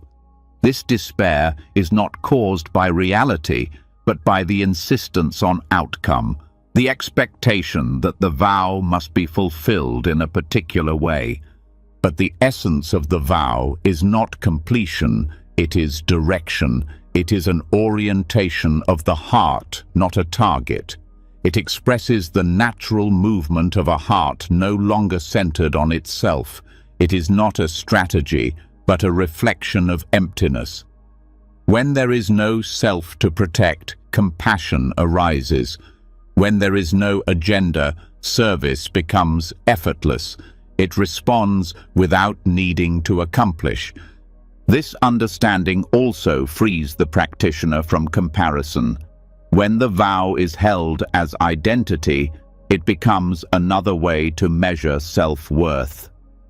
How devoted one is, how much one has done, how others view one's sincerity. These measurements distort the path. They create pressure, they build anxiety. When the vow is returned to emptiness, these concerns fall away. There is no one to succeed, no one to fail. Just the present moment, calling for presence. This freedom from identity also dissolves guilt. Many practitioners feel they should be doing more, helping more, serving more. They carry quiet shame when they rest. But this shame is based on an imagined self, the self who must always be useful, always be good, always be strong. When the vow is not held as a demand, but as a reflection of clarity, the heart is free to rest, free to step back when needed, free to care without collapsing. The illusion of control also appears in spiritual ambition, the desire to be an example, to live as an ideal, to fulfill the vow perfectly. This desire creates tension. It turns the path into performance. But the path is not about image. It is about honesty. If the vow is lived from ego, it adds to suffering. If it is lived from freedom, it brings lightness. The difference is not in the action, but in the clinging. Letting go of control means allowing compassion to be incomplete, allowing care to arise when it does and to rest when it does not. It means being honest about limitations, about the body's needs, the mind's fatigue, the natural rhythm of energy. It means not forcing kindness as duty, not faking peace to appear mature. It means trusting that presence itself is enough. This does not mean turning away from suffering. It means meeting suffering without ownership, without needing to be the one who solves, the one who understands, the one who leads. It means being fully present and empty-handed, listening deeply, acting when moved, and letting go completely. Even the desire for others' awakening must be met with care. While it may seem noble, it can carry subtle force. A hidden wish to change people, to fix their path, to hurry their realization. But awakening cannot be given. It cannot be forced. It must arise from within. The most compassionate support is presence without demand, reflection without interference, trust without pressure. The bodhisattva path, when misunderstood, becomes a role, a mask worn in spiritual circles, a source of pride or responsibility. But when seen clearly, It is simply the natural movement of the heart when the self is quiet. Not a vow made once, but a choice made moment to moment. Not a burden, but a flow. Not a mission, but a truth. Letting go of control also means accepting that the world may not change quickly, that suffering will continue, that beings may resist growth, that conditions may remain harsh, but none of this negates the vow, because the vow is not about changing the world, it is about meeting the world as it is, with full attention, open heart, and no clinging. In this view, the vow is not heavy. It is light because it expects nothing. It acts without seeking. It loves without holding. It serves without becoming someone. This is the real meaning of non-attachment in compassion: to give completely and to release completely, to love deeply and to let go fully. Even when the vow is forgotten, it is not lost. When the heart returns to silence, the direction returns naturally. There is no need to uphold it with effort. It lives beneath striving. It moves in freedom. It appears as care, as stillness, as truth. This is the subtlety of the path. Even the most beautiful intentions can be hiding places for clinging. The practitioner must be honest, not only with actions, but with the source of those actions. Not only with effort, but with the identity behind effort. The more clearly this is seen, the more natural the vow becomes. It is no longer something to remember. It becomes the way things move when there is no self in the way. And so the vow continues, not as pressure, not as project, but as expression, not because of belief, but because of truth, not seeking results, not defending an ideal, not wearing a role, just present, just open, just free. When compassionate vows are no longer held as roles, when helping does not need recognition or result, the heart begins to rest in a deeper kind of trust. Not trust in outcome, not even trust in self, but trust in the natural unfolding of what is. The world no longer has to be saved, only met. Presence becomes effortless, not because everything is known, but because the urge to control has finally dissolved. Yet even here, the mind may not be fully free. It may still return to a more hidden habit, one so close, so constant, that it is rarely questioned. The habit of living inside time. Time is not just a clock or a calendar. In the deepest teachings of the Buddha, time is revealed as a mental construct, a framework the mind uses to orient itself. Past, present, and future feel real, but they are stitched together by perception. And when clung to, they create suffering. Each one becomes a place to hold on. The past becomes a museum of identity, the future a mirror of hope or fear, and even the present becomes a stage we try to manage or freeze. Letting go of time is not about denying the movements of day and night or the aging of the body. It is about seeing clearly that what we call time is held in thought. The moment we say, "This happened," we are constructing memory. When we say, "This will happen," we are imagining possibility. When we say, "This is happening now," we are still labeling experience through a mental lens. Without that lens, there is just happening, just unfolding, just awareness. The clinging to the past is one of the most common ways we bind ourselves. We collect stories about what was done, what was lost, what should have been different. We revisit conversations, rehearse regrets, analyze choices. The past becomes a structure the self lives inside. Even pleasant memories can become a trap, creating longing for what cannot return. But the past, however vivid, is gone. What remains is only the echo in thought. And yet the mind insists on returning, as if by replaying it enough times, something will change. True letting go of the past does not mean forgetting. It means seeing memory as movement, not reality. Seeing it arise and fall like any other thought. It means meeting what comes up without becoming it.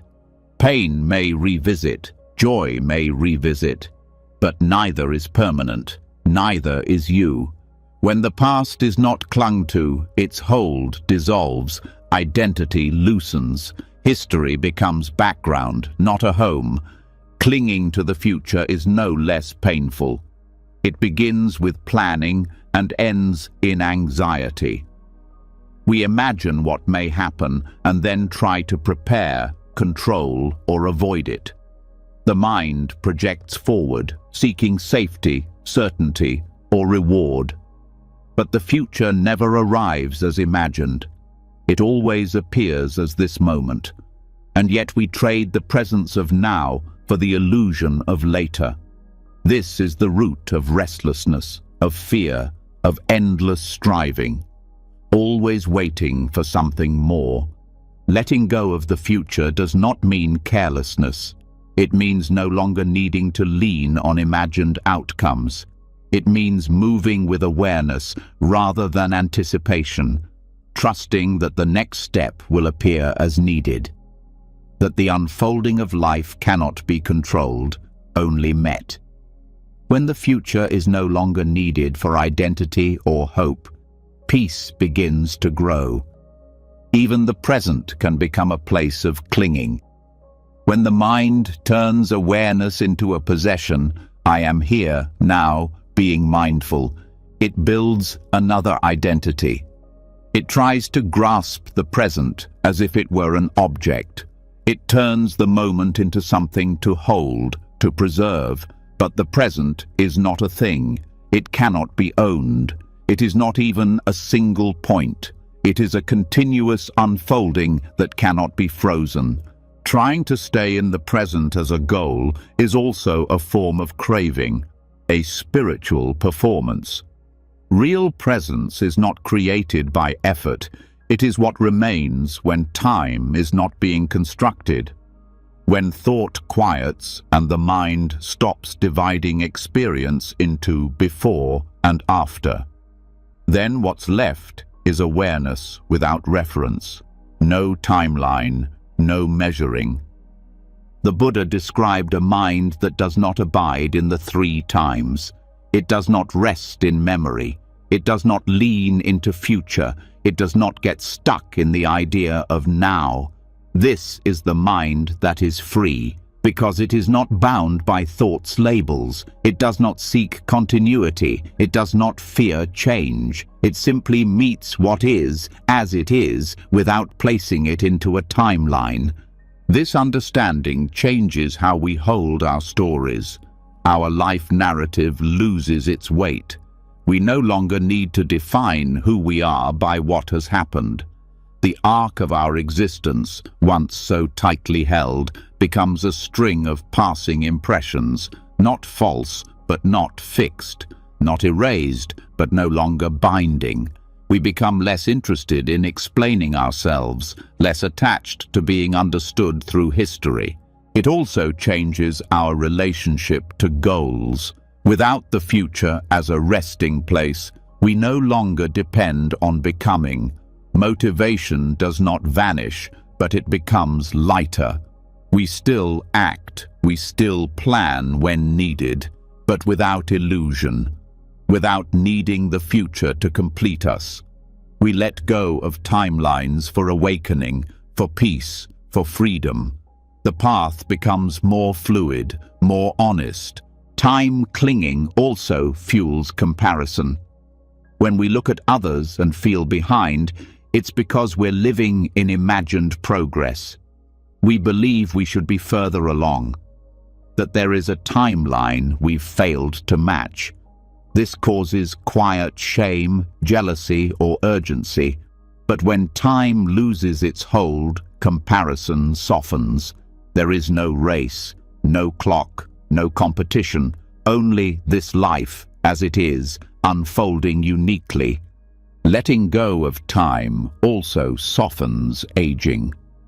The body will continue its changes, but the fear of getting older is rooted in identity built through time. When that identity fades, aging becomes less threatening. Each stage of life is just another form, another arising and passing. The pressure to achieve, to prove, to accumulate fades. Presence becomes enough. Even death changes meaning when time is not held. Death becomes a continuation of impermanence, not an ending of self. If there is no abiding in the past or future, death is not the loss of anything. It is the natural movement of conditions. It is not feared, not denied, not dramatized, just another unfolding, another letting go. This freedom is not philosophical, it is practical. Each moment lived without clinging to time opens a space without hurry, without regret, without fear. From this space, action becomes cleaner, words become simpler, decisions become less tangled, life becomes more direct, practice itself shifts. We no longer meditate to reach some future state, we no longer chase progress. Each breath is enough. Each moment of awareness is complete.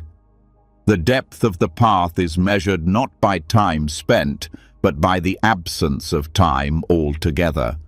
Even insight is not dated. It arrives without clock or calendar. Relationships also benefit.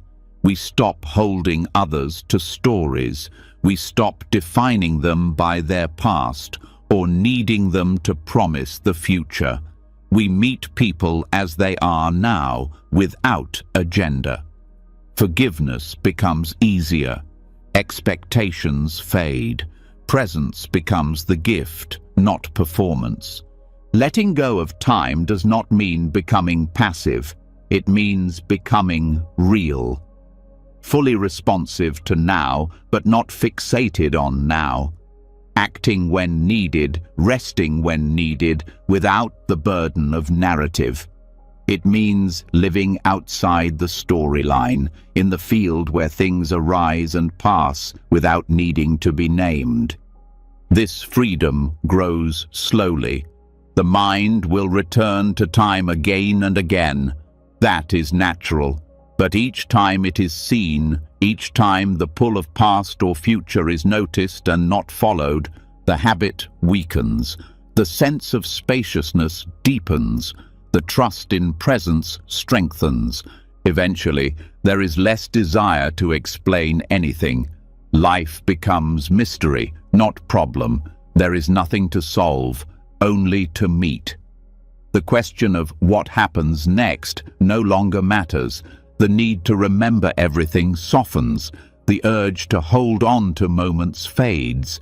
Peace becomes the absence of timeline, the absence of story, the absence of need to place experience into boxes of before, during, and after. What remains is openness, not confused, not dull, just unbound. And from this place, the path continues, not forward, not backward, just this step, fully met, without destination, just awareness, here, untouched by the 3 times. This is freedom, not escape from time, but the end of holding it, not denial of the past or future, but no longer seeking refuge in them, just presence. Alive, unmeasured, whole. When time no longer defines experience and the grip of past, present, and future loosens, the mind begins to settle into something more intimate than duration. What remains is the clarity of impermanence, not as a thought or idea, but as direct knowing. Everything arises and ends. Every moment dissolves as soon as it appears. There is nothing solid to hold, and nowhere for the self to land. This awareness can bring peace, but it can also uncover resistance. At the root of that resistance lies one of the most deeply held fears, the reality of death. Most people avoid thinking about death. It feels like a threat, something to be delayed, feared, denied, or pushed into abstraction. But in the Buddha's path, death is not avoided. It is brought into the light of awareness and faced directly, not as something to dread, but as a tool for awakening. The practice of death meditation, or Maranasati, is not a morbid fixation. It is a gateway to non-attachment. When approached with wisdom, it brings freedom. The reflection on death cuts through illusion with sharp clarity. It reveals that everything we depend on, our body, our relationships, our possessions, our memories, is temporary. Nothing is guaranteed. The breath we are taking now may be our last. This truth, when truly seen, can stop the mind's endless grasping. It pulls attention into what matters, into what is real, not because it forces urgency, but because it brings honesty. Maranasati is not about imagining gruesome images or fearing the unknown. It is a contemplative recognition of what has always been true, that this life is fleeting, that we are not in control of how or when it ends, that nothing we cling to will last. The point of this practice is not despair. It is to see clearly enough that the heart naturally begins to let go. Letting go in this context is not rejection. It is release. It is loosening the fist that has tried to hold the unholdable. When we realize that everything we cherish will pass, we can begin to appreciate it without owning it. We stop trying to make things permanent. We begin to relate to the world with tenderness rather than possession. Gratitude, not fear, can emerge. One of the first insights that arises through death contemplation is the impermanence of the body. We see it aging, changing, losing strength. We may feel subtle discomfort or even grief as we reflect on the loss of health or beauty. But the deeper truth is that this body was never ours. It is part of nature. It came from causes and conditions, and it will return to them.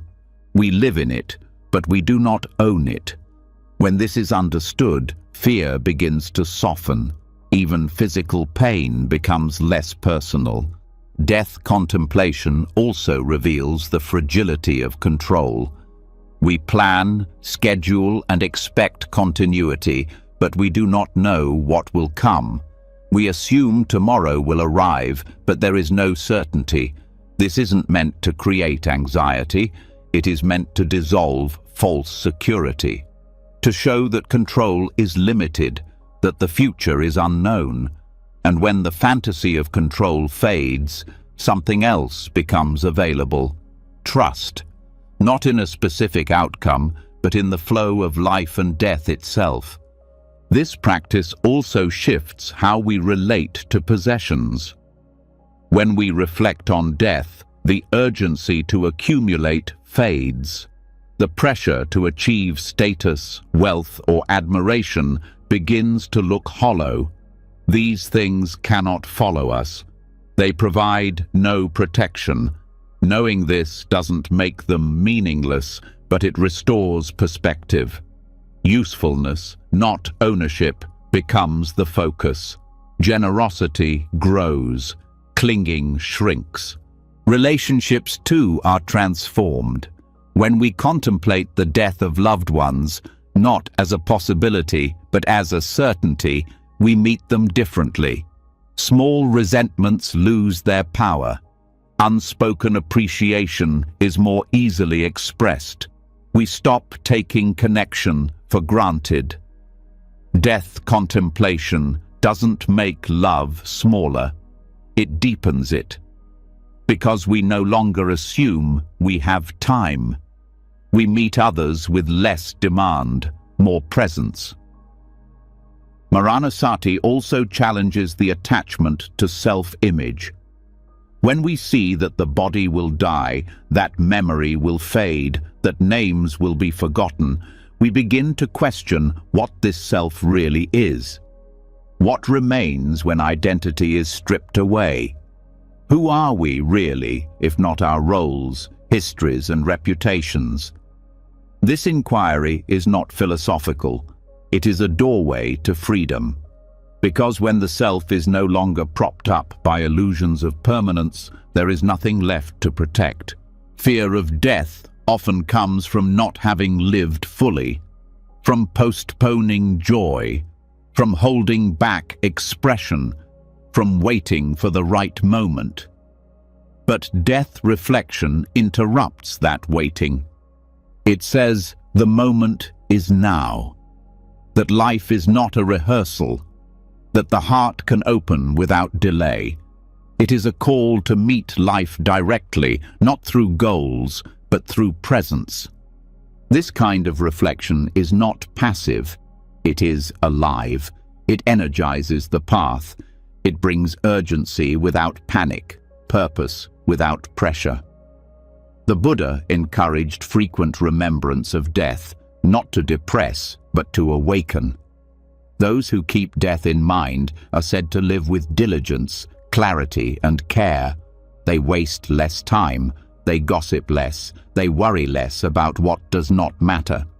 The practice can be formal or informal.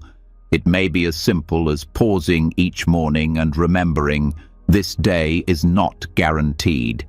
It may involve reflecting on the inevitability of death while walking, eating, or resting. It can also take the form of deeper contemplation. What if this breath were my last? What remains undone? What would I release right now if I accepted that nothing continues? Such questions are not meant to create guilt, but honesty. They expose what we hold most tightly. They reveal where we are still resisting impermanence. And they invite gentle letting go, not by force, but by wisdom. The more often we reflect, the more natural that letting go becomes. The beauty of this practice is that it cuts across all other attachments. It simplifies the path. It removes the need to argue, to be right, to be recognized. It makes room for forgiveness, for humility, for connection. The boundaries that usually divide us begin to soften, because death makes us equal, and in that equality, compassion deepens. Contemplating death also brings us closer to the truth of emptiness, not in a cold or abstract way, but through intimacy with change. We see that nothing holds, that even this moment is dying as it lives, that all forms dissolve, and if all things are in motion, then none can be possessed, none can be made into a permanent self. This insight becomes less intellectual, more embodied, less theory, more lived. Even fear of death can be met with tenderness. When we stop running from it, it loses its edge. We see it not as an enemy, but as part of the same nature that gives birth, part of the cycle that holds us all. When death is not pushed away, life opens, not because anything changes, but because the clinging weakens. Some may fear that reflecting on death removes joy, but the opposite is true. It removes distraction. It clarifies values. It turns attention toward what nourishes, what heals, what matters. The mind becomes less busy. The heart becomes more honest. The practice becomes less about achievement and more about presence. This reflection also supports equanimity. When we know that everything will end, gain and loss become easier to hold. Success is seen as temporary, so is failure. Praise passes, so does blame. The mind begins to rest, not in indifference, but in understanding, in the balance that comes from knowing what cannot be held. The illusion of permanence begins to fade, not as loss, but as release. We stop trying to freeze experience. We allow it to live and die in its time. This applies not only to people and things, but to moods, thoughts, and sensations. They arise and fall. Trying to preserve them only creates tension. Letting them pass brings ease. Eventually, even the fear of non-existence begins to soften, because we see that non-existence is already part of life. Every night, the world disappears in sleep. Every breath ends. Every thought fades, and yet awareness continues. The self that feared death begins to look less solid. The clinging to continuity becomes less compelling. Marana Sati leads us not into darkness, but into lightness, into a mind that holds nothing tightly, into a heart that does not postpone, into a path that wastes no step. And while death is not romanticized, it is no longer avoided. It is met, like everything else, with clear eyes and an open hand. When death is accepted, not just as concept, but as truth, life becomes vivid, not because we add anything, but because nothing is filtered. The ordinary becomes enough. The moment becomes whole. The practice becomes steady. And so we continue, not to escape death, but to befriend it. Not to fight time, but to meet what is here.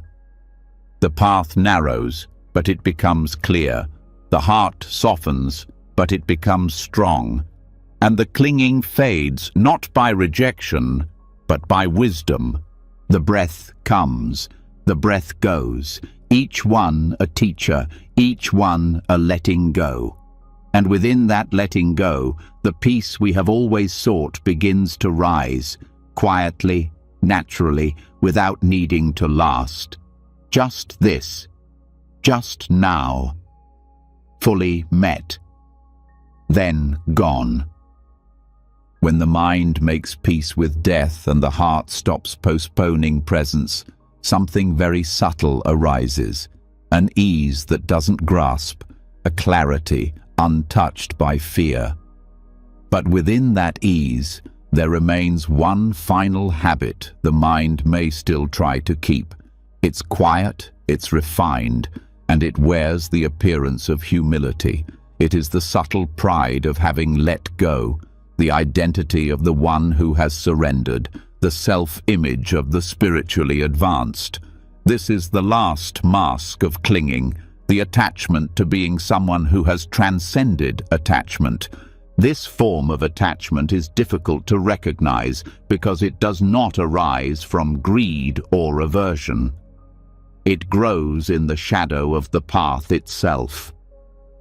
After years of effort, discipline, silence, and reflection, the mind may begin to weave a new identity, one that is not built on success or story, but on detachment. And even though the content has changed, the structure of self remains. The idea of I has not disappeared. It has simply moved to a more subtle place. The thought might sound like, I've come far. I don't cling like I used to. I've learned to let go. These thoughts appear harmless, but they place self at the center. They reinforce the idea of someone who owns insight, someone who has achieved something through practice, and with this identity comes comparison, a quiet sense of difference from others. Even if it's not spoken, it is felt. I'm beyond what they are still learning. This is the trap of spiritual achievement, not in the experience of clarity, but in the identification with it. The mind turns practice into possession. It uses insight to build status. It turns realization into a personal trait. And even while saying there is no self, it quietly continues the story of self-improvement. The danger here is not in experiencing progress. It's in claiming it, in measuring it, in needing to be seen a certain way. This turns spiritual growth into currency, into a subtle performance. Even when humility is expressed, it can carry hidden pride. I'm no one may really mean, see how free I am. This is not freedom. It is another mask. Letting go is not a badge. It is not an achievement. It is an ongoing process of releasing every layer of identity, even the one that appears after awakening. The mind will try to build permanence anywhere it can. If it cannot have control, it will try to be the one who has given it up. If it cannot hold on to form, it will try to own formlessness. This is the last movement of clinging. Practice must turn toward this tendency, not with judgment, but with honesty. When the thought arises, I have let go, pause. Who is the I? What is being claimed? What is being compared? When there is truly no clinging, there is no one to declare it, no need to highlight it, no self to maintain or explain. This trap also shows itself in the desire to be a guide, to help others from the place of having arrived. While sharing wisdom can be generous, it becomes distorted when it is used to reinforce identity. I help because I've seen more. I teach because I've gone further. These intentions are not wrong, but they must be watched, because they can become self-serving, even while dressed in service. The Buddha warned about this repeatedly. He taught that even attachment to wisdom is still attachment. Even attachment to virtue is still bondage. The path is not finished when there is clarity. It is finished when there is no clinging to clarity, no claiming, no building of self-image around understanding. The mind is skilled at preservation. It wants to stay intact, even in the midst of release. It does not mind letting go of the world, as long as it can remain as the one who let go. This is where true renunciation becomes difficult, because it demands that even the self who walked the path be left behind, that even the narrative of progress be dropped. The heart of freedom is not in what is gained, but in what is no longer needed, not in what is seen, but in what is no longer claimed. The most profound moments of insight are often accompanied by silence, not because there is nothing to say, but because there is no one left to speak, no one left to decorate. Just this, just now, without story. This detachment from achievement also dissolves the timeline of awakening. There is no longer a before and after, no longer a sense of distance from the one who began. There is just awareness, unfolding, just conditions arising, just life living itself, without a watcher, without a doer, without a climber of any ladder. Even the memory of awakening can become a chain. The thought, that was the moment, becomes a reference point, a mental object, something to protect, to return to. But clinging to realization is not different from clinging to any experience. It turns the open field into a monument, and monuments are heavy. To go deeper, even the desire to deepen must be released, not by force, but by seeing its nature. The one who wants to deepen is still measuring, still striving, still caught in becoming. When the wish for advancement is met with understanding, it dissolves. What remains is natural unfolding. No force, no hurry. This level of release does not mean that practice stops, but it shifts in flavor. It is no longer effort toward an image. It becomes gentle attention, a kind of listening that does not seek anything, a presence that moves freely without intention to attain. The paradox is that the most mature stages of practice often look like nothing special. There is no performance, no spiritual language, no need to prove depth. There may be deep insight, but it's held lightly. There may be clarity, but it's not broadcasted. There may be love, but it doesn't carry obligation. To let go of letting go means there is no longer a self-keeping score, no need to check if progress has happened, no need to describe how far one has come. That accounting system has collapsed. The value of the path is no longer found in milestones, but in the absence of craving. This shift also removes the need to fix others. Without the identity of the awakened one, the practitioner no longer places themselves above or ahead. Compassion continues, but it becomes cleaner, not mixed with authority, not colored by image. It flows because the heart is open, not because the mind wants to be right. Letting go of spiritual achievement also allows room for mystery. The urge to define the path, to wrap it up in explanations, begins to dissolve.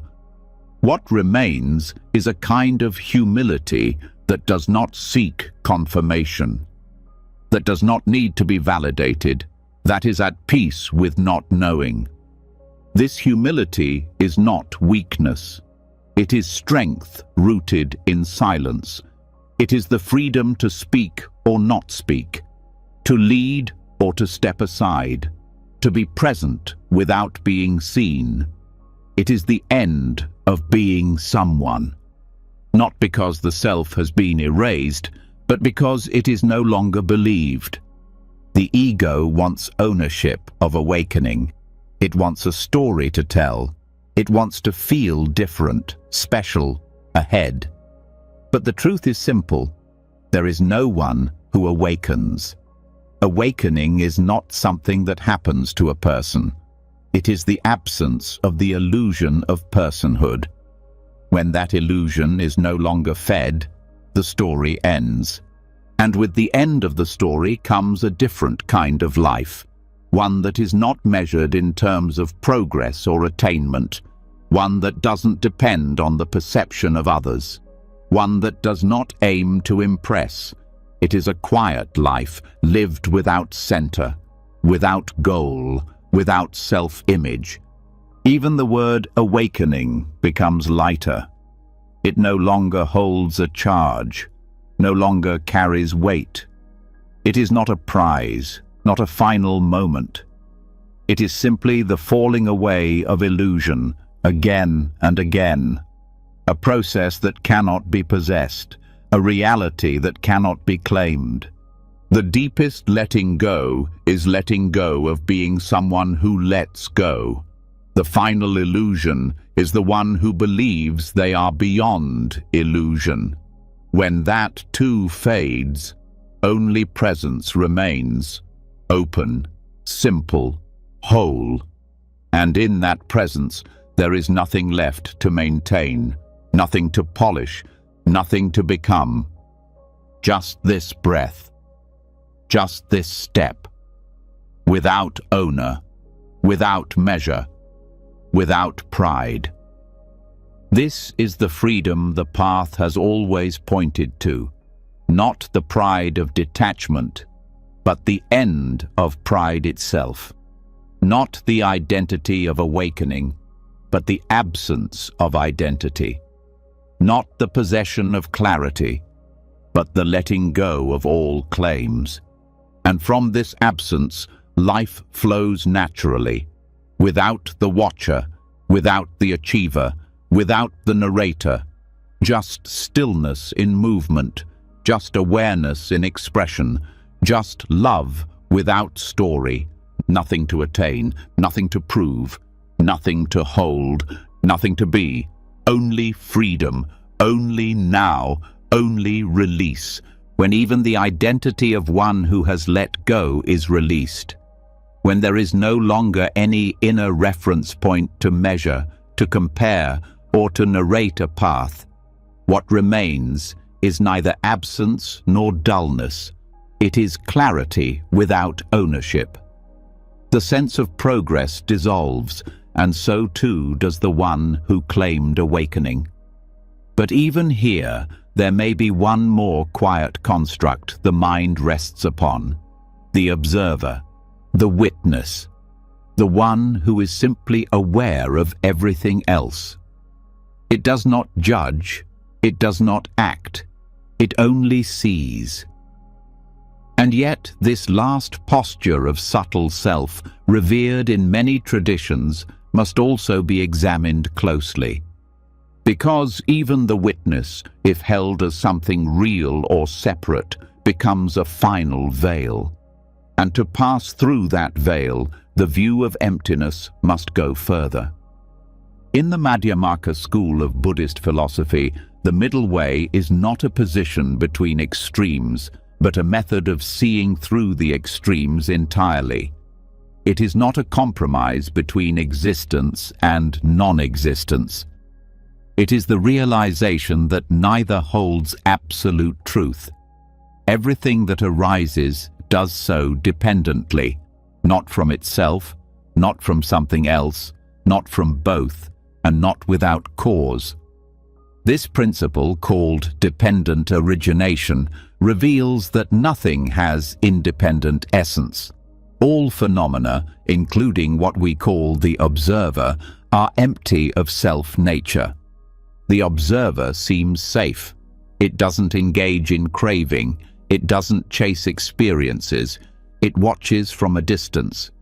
But this distance is not proof of transcendence.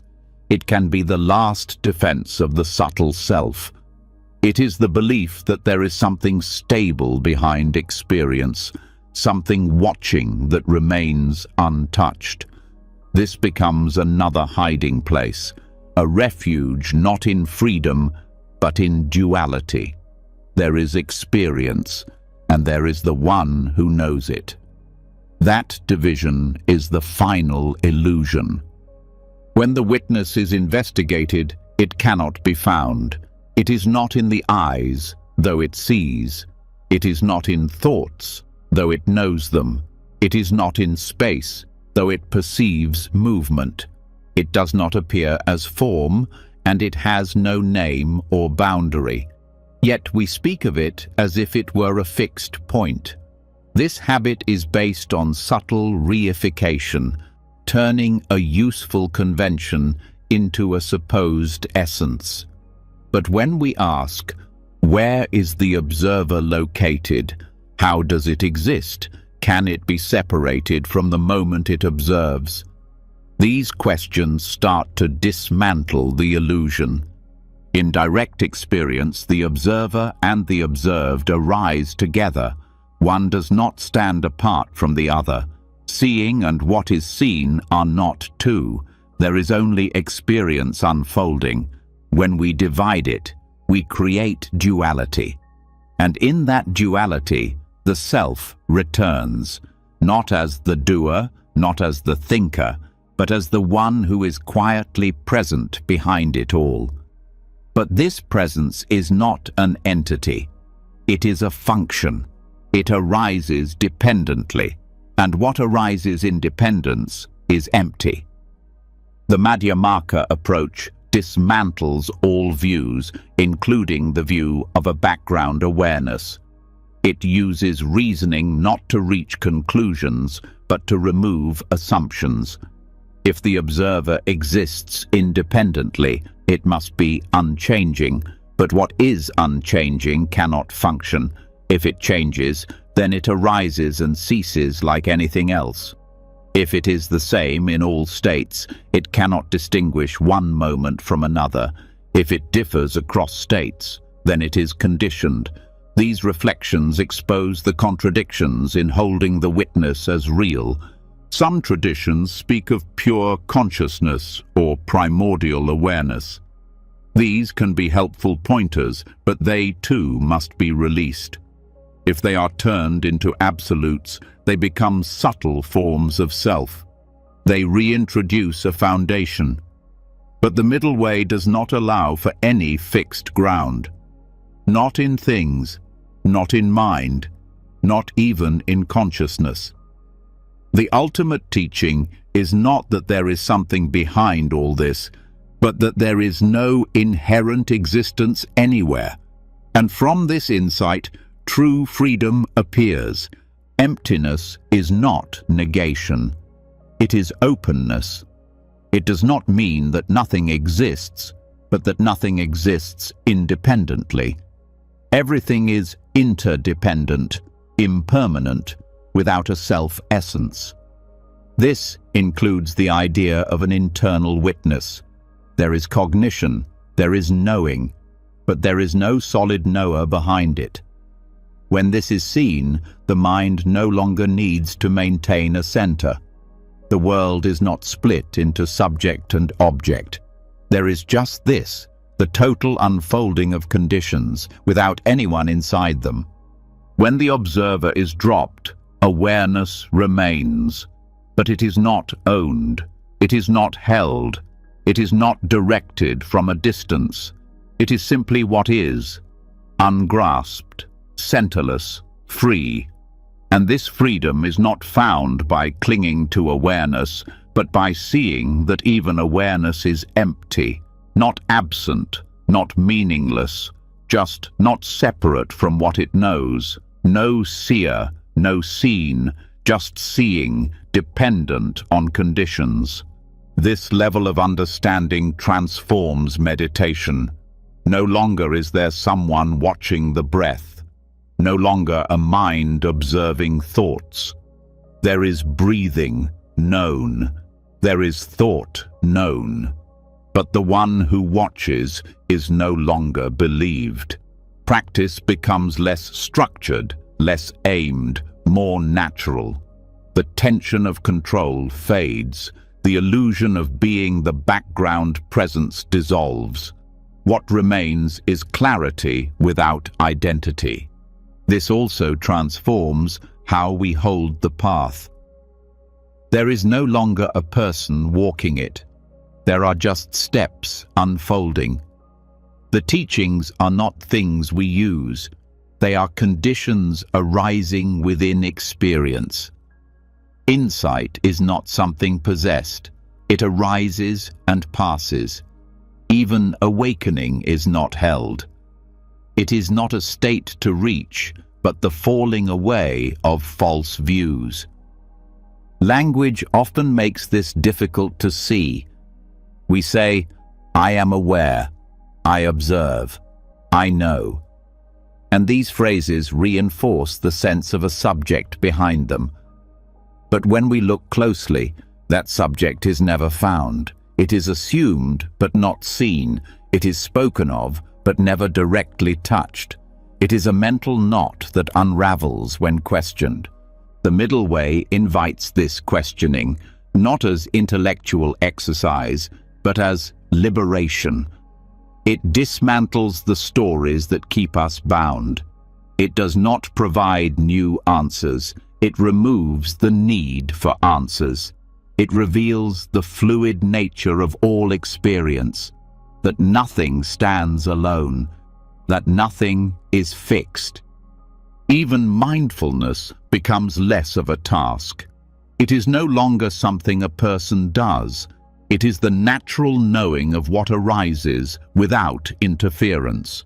There is less effort to maintain attention because there is no self doing it. There is only the unfolding of awareness as part of conditions. This understanding also removes spiritual hierarchy. There is no awakened self above others, no enlightened witness at the top. These are only ideas. They dissolve under scrutiny.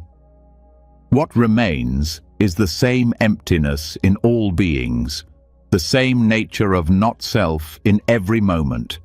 No one higher, no one lower, just emptiness, equally shared. This perspective brings humility, not through shame, but through the loss of comparison. There is no self to elevate or diminish, just this moment, appearing and vanishing, just this experience, without center. The mind softens, the heart opens, the need to be someone fades, even compassion changes. It is no longer the act of a person helping another. It is the natural movement of emptiness expressing itself. It is not owned, not assigned. It happens where it needs to, without pride, without identity. The same is true for wisdom. It is not something a person acquires. It is what arises when delusion falls away. It is not located, not claimed. It does not belong to a witness. It belongs to no one. It is simply the absence of confusion. Letting go of the observer self also removes fear. Fear is always rooted in the self, its survival, its continuity, its image. Without a center, fear loses fuel. There may still be danger, but there is no one threatened, just causes and conditions unfolding. This does not lead to numbness, it leads to intimacy.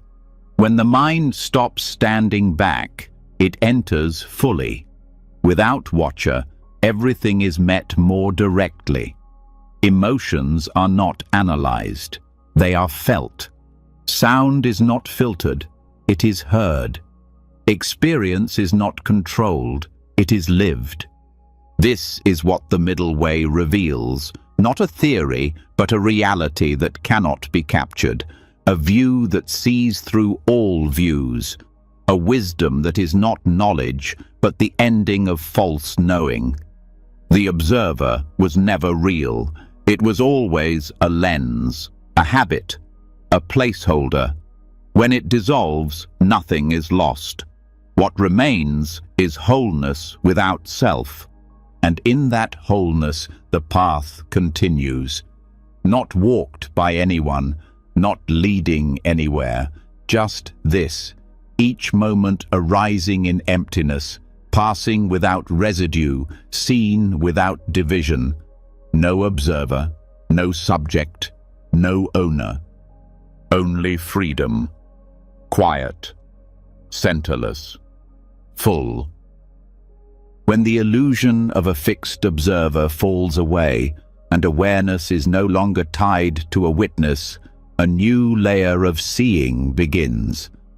What once felt like a center is now revealed as a process, fluid, interconnected, not separate from what arises.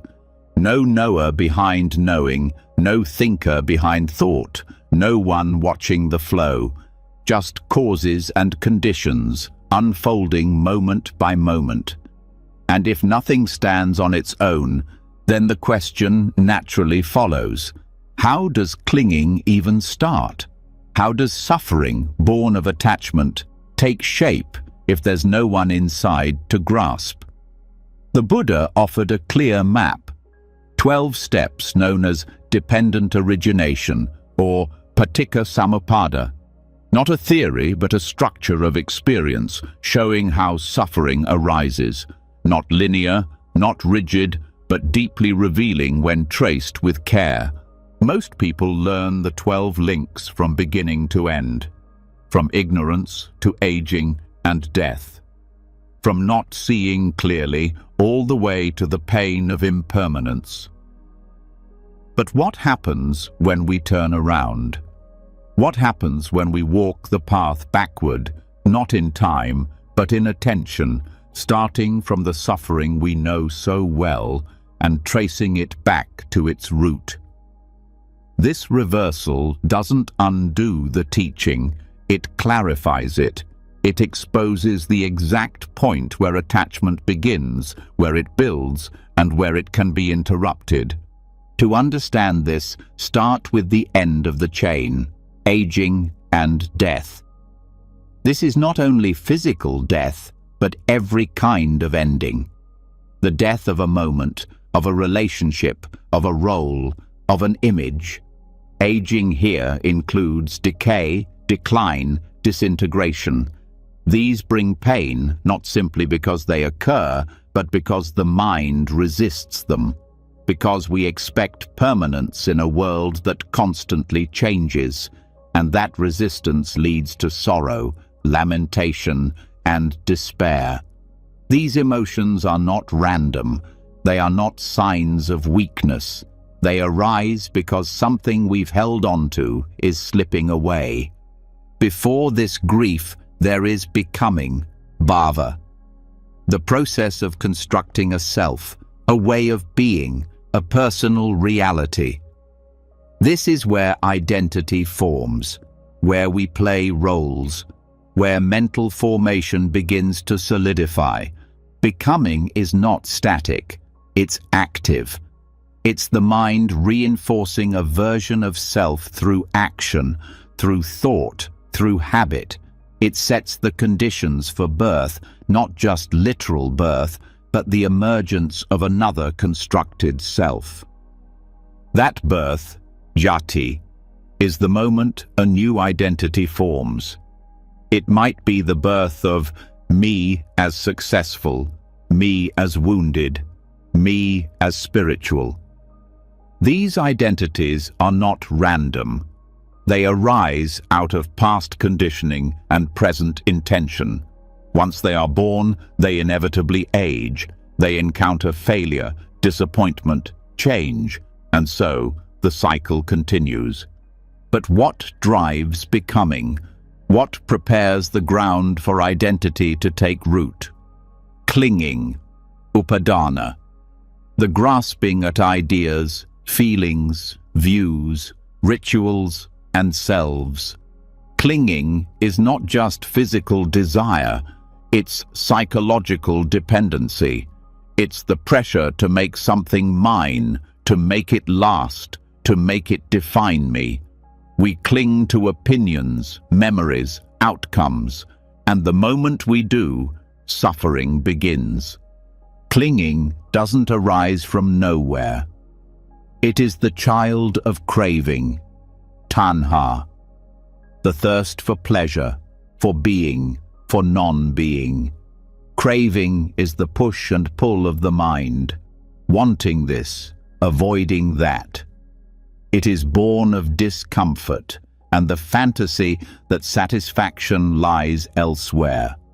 Craving is not always loud. It can be subtle, a slight leaning forward, a quiet resistance. But even that is enough to begin the cycle again. And craving arises because of feeling, vedana, the moment-to-moment tone of experience, pleasant, unpleasant, or neutral. Every sensation is stamped with this tone. It's not added later, it's immediate. The mind notices something and immediately reacts. If it's pleasant, we want it. If it's painful, we push it away. If it's neutral, we often ignore it. These reactions are fast, often unnoticed, but they shape everything. Feeling arises through contact, phassa, the meeting of sense-object, sense-organ, and consciousness. When these three come together, experience is born. The eye sees a form, The mind knows it, and the feeling arises.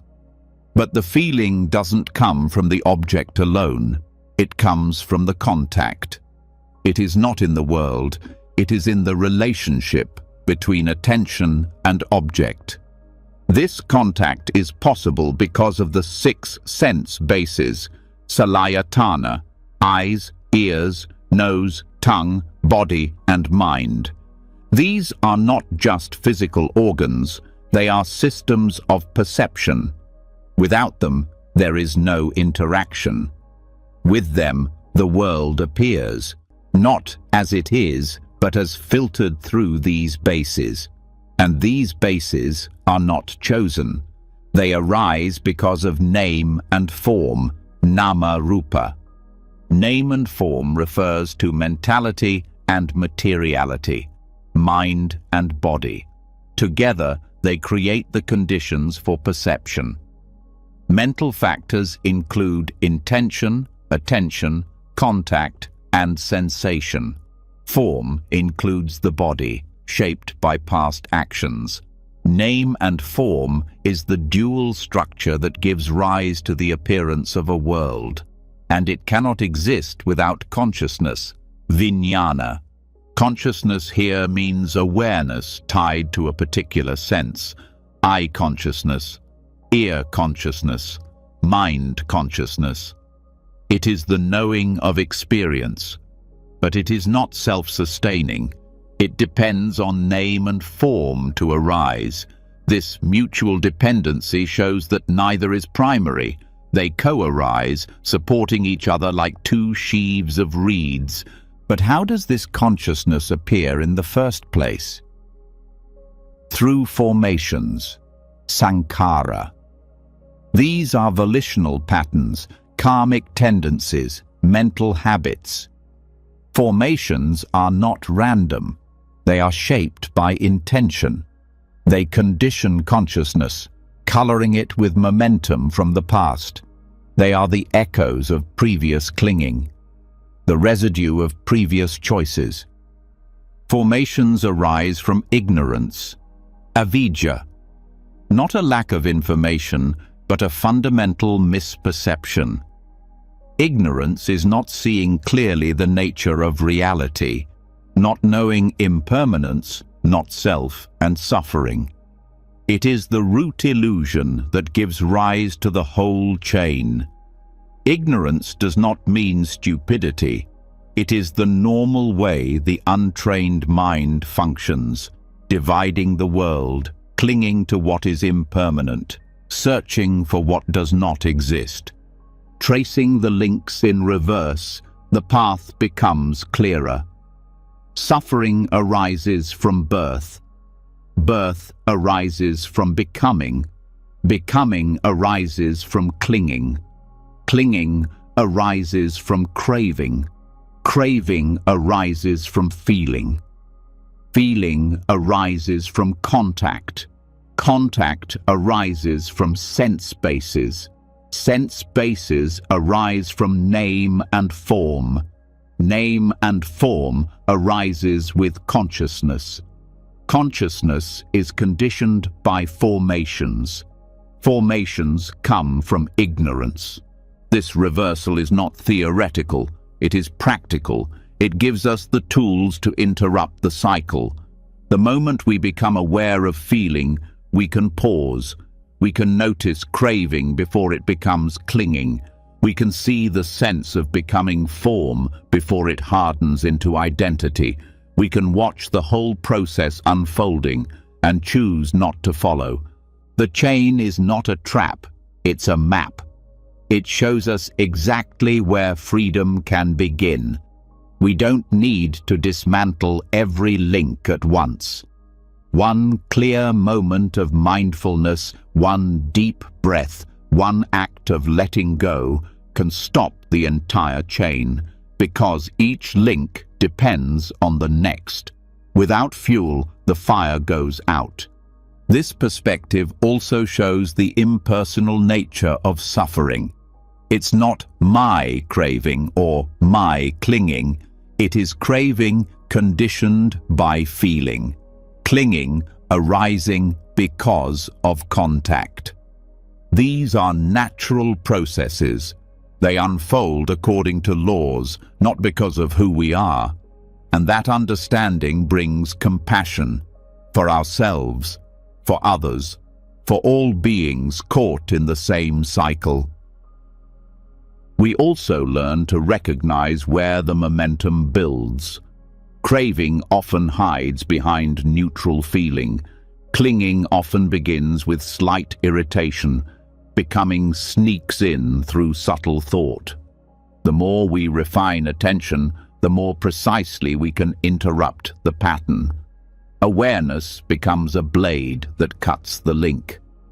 As practice deepens, we see that ignorance is not only the first link, it is the background of the entire chain.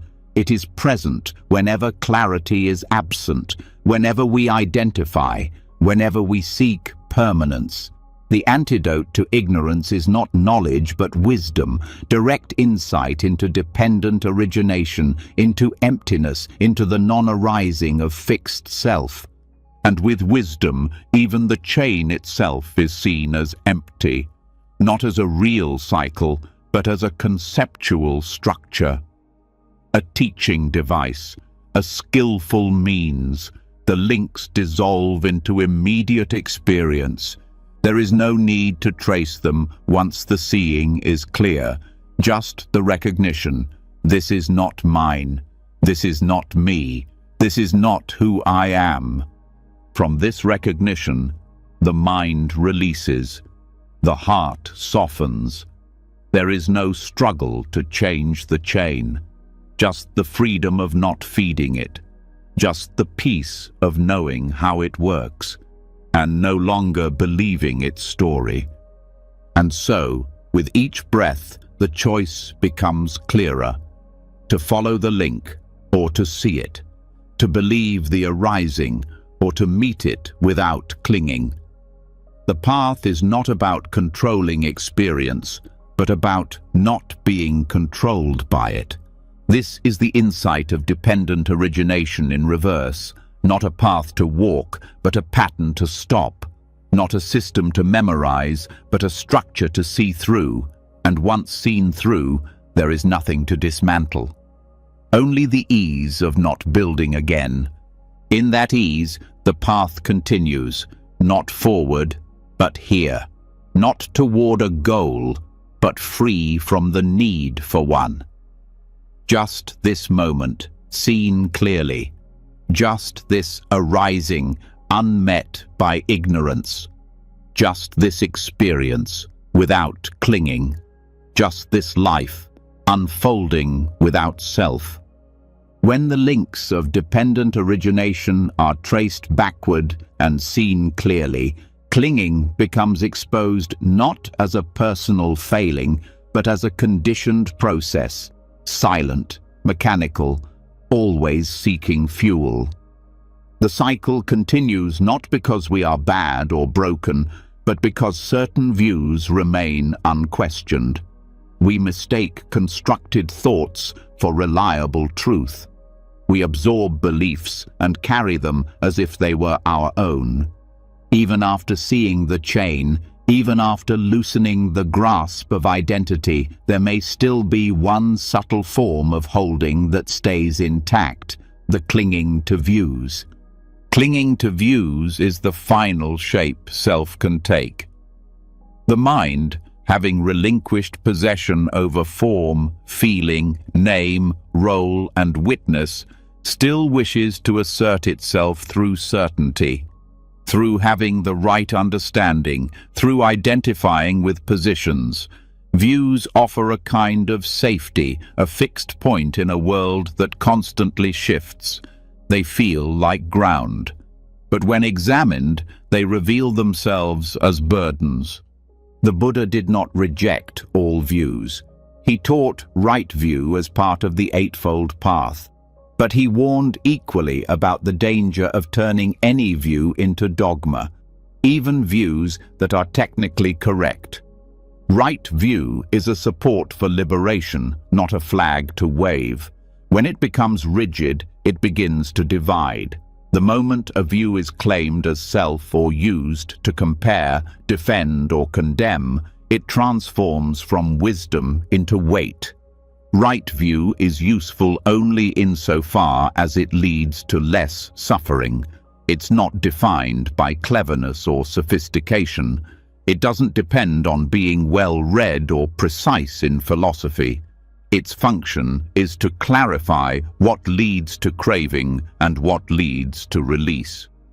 Right view begins with recognizing cause and effect, karma and result, and deepens into seeing the emptiness of self and the impermanence of all phenomena. But even these insights are not ends in themselves. They are doors, and every door must be walked through, not turned into a home. Clinging to views shows up in many ways. It can appear as moral superiority, the belief that one's understanding is purer or more developed. It can appear as defensiveness when a long-held belief is questioned. It can appear as the inability to listen fully because the mind is comparing what's heard to what it already thinks is true. These patterns reinforce the sense of self as the one who knows. Views also become part of group identity. A community can wrap itself around a shared perspective, turning it into a badge. This can create cohesion, but it can also breed exclusion. When views harden, the focus shifts from understanding suffering to maintaining the rightness of the view itself. Disagreements become personal. Debate becomes conflict. The view becomes more important than what it was meant to illuminate. Even in solitary practice, the burden of views can grow heavy. The mind may cling to certain ideas about what progress looks like, how insight should feel, or what counts as genuine awakening. These expectations become comparisons. They shape perception, filter experience, and generate subtle forms of striving. The practitioner may begin to doubt their path, not because it's lacking, but because it doesn't match the image shaped by their views. The Buddha's response to this was radical. He remained silent in the face of speculative questions. When asked about the beginning of the world, the fate of the self after death, or the nature of the cosmos, he declined to answer. Not because he didn't know, but because he saw that answering would feed attachment to views. These questions, he said, do not lead to the end of suffering. They are distractions, mental spinning that does not bring freedom. Right view, then, is not about possessing ultimate truth. It is about seeing clearly what causes suffering and what releases it. It is about aligning perception with the nature of reality, not clinging to ideas about that nature. A view is right when it leads to more compassion, more presence, more ease. It becomes wrong the moment it creates division, pride, or resistance. This understanding requires subtlety. We cannot drop all views and become passive or unmoored. Some conceptual structure is needed to walk the path. The mind needs orientation, but we hold those views lightly, knowing they are tools, maps, not the territory. They help us see, but they are not what is seen. There is a distinction between view and belief. A view can be a helpful lens, used consciously, updated when necessary. A belief tends to solidify, turning into identity. The challenge is to notice when a view has become a belief, when we no longer question it, when it begins to define us or create distance from others. That's the moment to pause. Practice deepens when views are treated like temporary scaffolding. They support insight, but they are not insight itself. As understanding grows, the views may shift. They may become more nuanced. Eventually, they may dissolve entirely, not through rejection, but through redundancy. When direct seeing becomes stable, the need for interpretation fades. This process is humbling. It shows us that we don't know as much as we think, that our views, even carefully cultivated ones, are conditioned, that our perception is limited. This is not cause for despair. It is a doorway into openness, into a mind that listens more, defends less, and softens naturally. The absence of fixed views does not mean confusion. It means spaciousness. It means the ability to hold multiple perspectives without being trapped in any of them. It means responding to life from the moment, not from a template. This is where wisdom becomes fluid, adaptable, alive.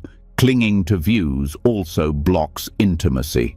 When we approach others with fixed ideas, we do not meet them. We meet our own concepts. This distances us. We hear what confirms our view and ignore what doesn't. Real connection requires loosening those filters, letting the other person be as they are, letting reality speak for itself. In teaching, the burden of views can become especially heavy. A teacher may feel the need to have the right answer, the right stance, the right language. But teaching is not about transmitting views. It's about pointing to the possibility of direct experience. The most powerful teachings often come from presence, not opinion, from silence, not speech.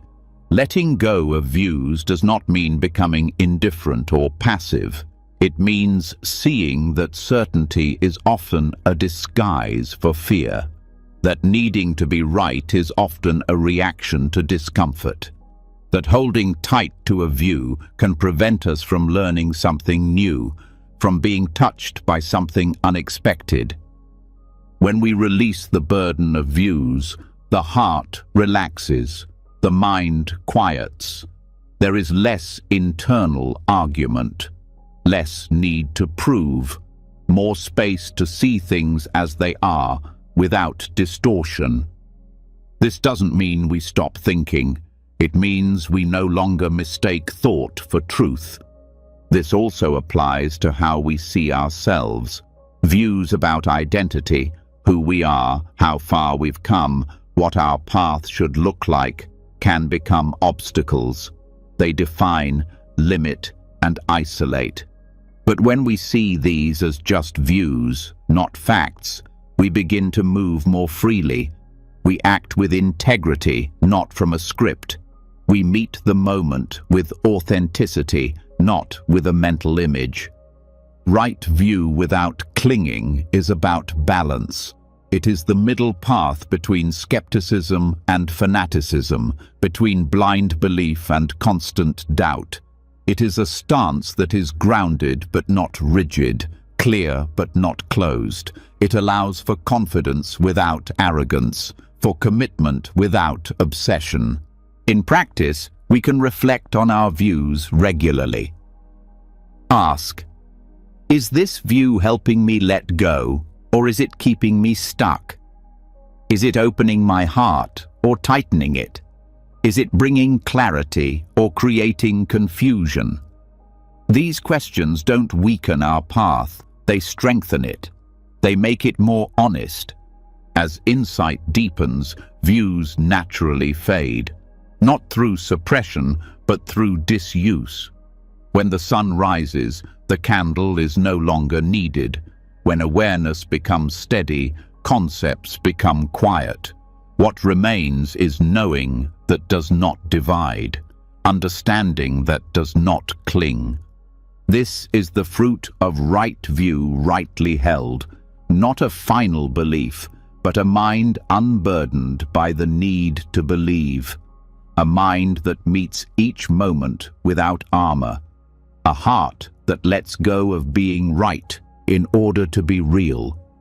And from this release, the path continues, no longer guided by opinion, but by presence, no longer confined by certainty, but moved by wisdom. Just this breath, just this step, clear, unheld, free. Even after the craving to be someone fades, even after identity begins to dissolve, the mind often doesn't fall silent. It still moves. It still produces, not out of greed, not out of malice, but out of habit. The thinking mind is not trying to cause harm, it simply doesn't know how to stop narrating. The subtle clinging that remains after letting go of form and self is not always about possession or becoming. Sometimes it's the quiet need to explain, to interpret, to frame what is happening in a way that feels known. That's where it begins again. This is the movement the Buddha described as papancha, mental proliferation. It's not just thought, it's the expansion of thought into more thought. One sensation gives rise to 10 reflections. A passing mood becomes a fixed narrative. A small discomfort becomes a cascade of conclusions. The mind doesn't leave anything alone. It doesn't just experience. It comments, it judges, it replays, and in doing so, it keeps building. Most people live within this proliferation without realizing it. They're not choosing to hold on. They're simply not aware that they are constantly adding to what is already here. Thought arises, and instead of passing through, it branches outward. The mind turns what was simple into something dense. A sound becomes a memory. A memory becomes a story. A story becomes a wound. A wound becomes an identity. It happens in seconds. And before long, the original contact is forgotten. What remains is the construction. This construction is sticky. It draws in the sense of self, the urge to control, the desire to be right. Papancha doesn't just add mental noise. It sustains suffering. It keeps experience personal. It reclaims what was already released. Even in meditation, you may notice it. A sensation arises. There is awareness. And then, thought begins to form. Why is this happening now? I thought I let this go. This again? It starts as observation, but it grows. And it's in that growth that the mind loses its simplicity. The danger of papancha is that it's convincing. The stories feel true. The thoughts seem necessary. They feel like insight. But they're not grounded in clarity. They're rooted in assumption. The mind builds its case before it even sees clearly. And once the structure has formed, it becomes difficult to let go of. You begin to believe that the story is real, that the thought has authority, that the narrative defines you, but it doesn't. The stories are empty. They are born out of habit. The mind is used to connecting things, labeling them, assigning meaning. And it does so automatically, long after the initial impression has faded. When you stub your toe, the pain lasts seconds, but the thoughts that follow can last hours. I shouldn't be so careless. This always happens to me. Why am I so clumsy? That's papancha. That's what keeps the original contact alive far longer than necessary. It's not just unpleasant experiences that proliferate. Pleasant ones do too. You see something beautiful, and the mind begins to plan. I want to come back here. I should take a picture. How can I keep this feeling? And already, the present moment has been turned into a future strategy. The original beauty has passed. What remains is craving. The Buddha taught that papanka arises from perception. Once a thing is known, seen, heard, felt, the mind reacts. It begins to build. It compares. It relates. It searches memory and projects future. And this process happens almost immediately beneath the surface of conscious awareness. What seems like a single thought is often the result of a long chain of mental events.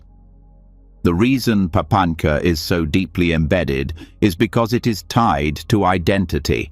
The narratives are not neutral. They are built around a central character. Me. Mine.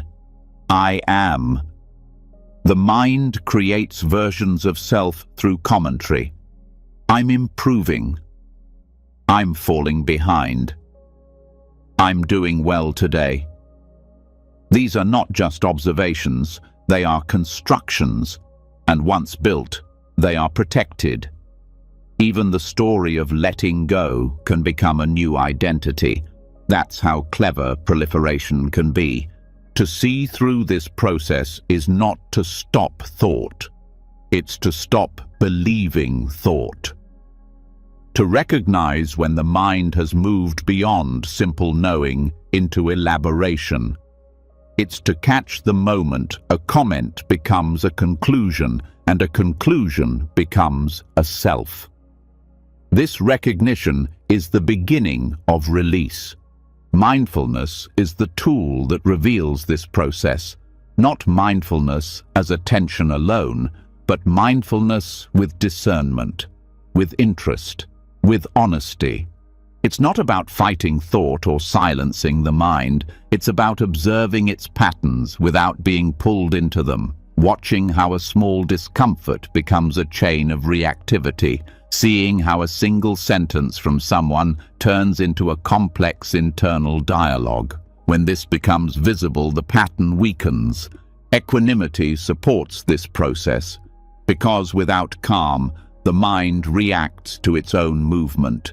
It judges the proliferation. It gets frustrated by its speed. But when equanimity is present, there's space. You can see thought arise and pass.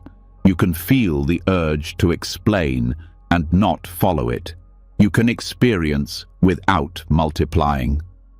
Letting go of papanka doesn't mean never thinking again.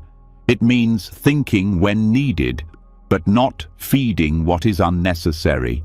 It means resting in direct experience, not getting pulled into elaboration. It means trusting the simplicity of the moment without needing to add more.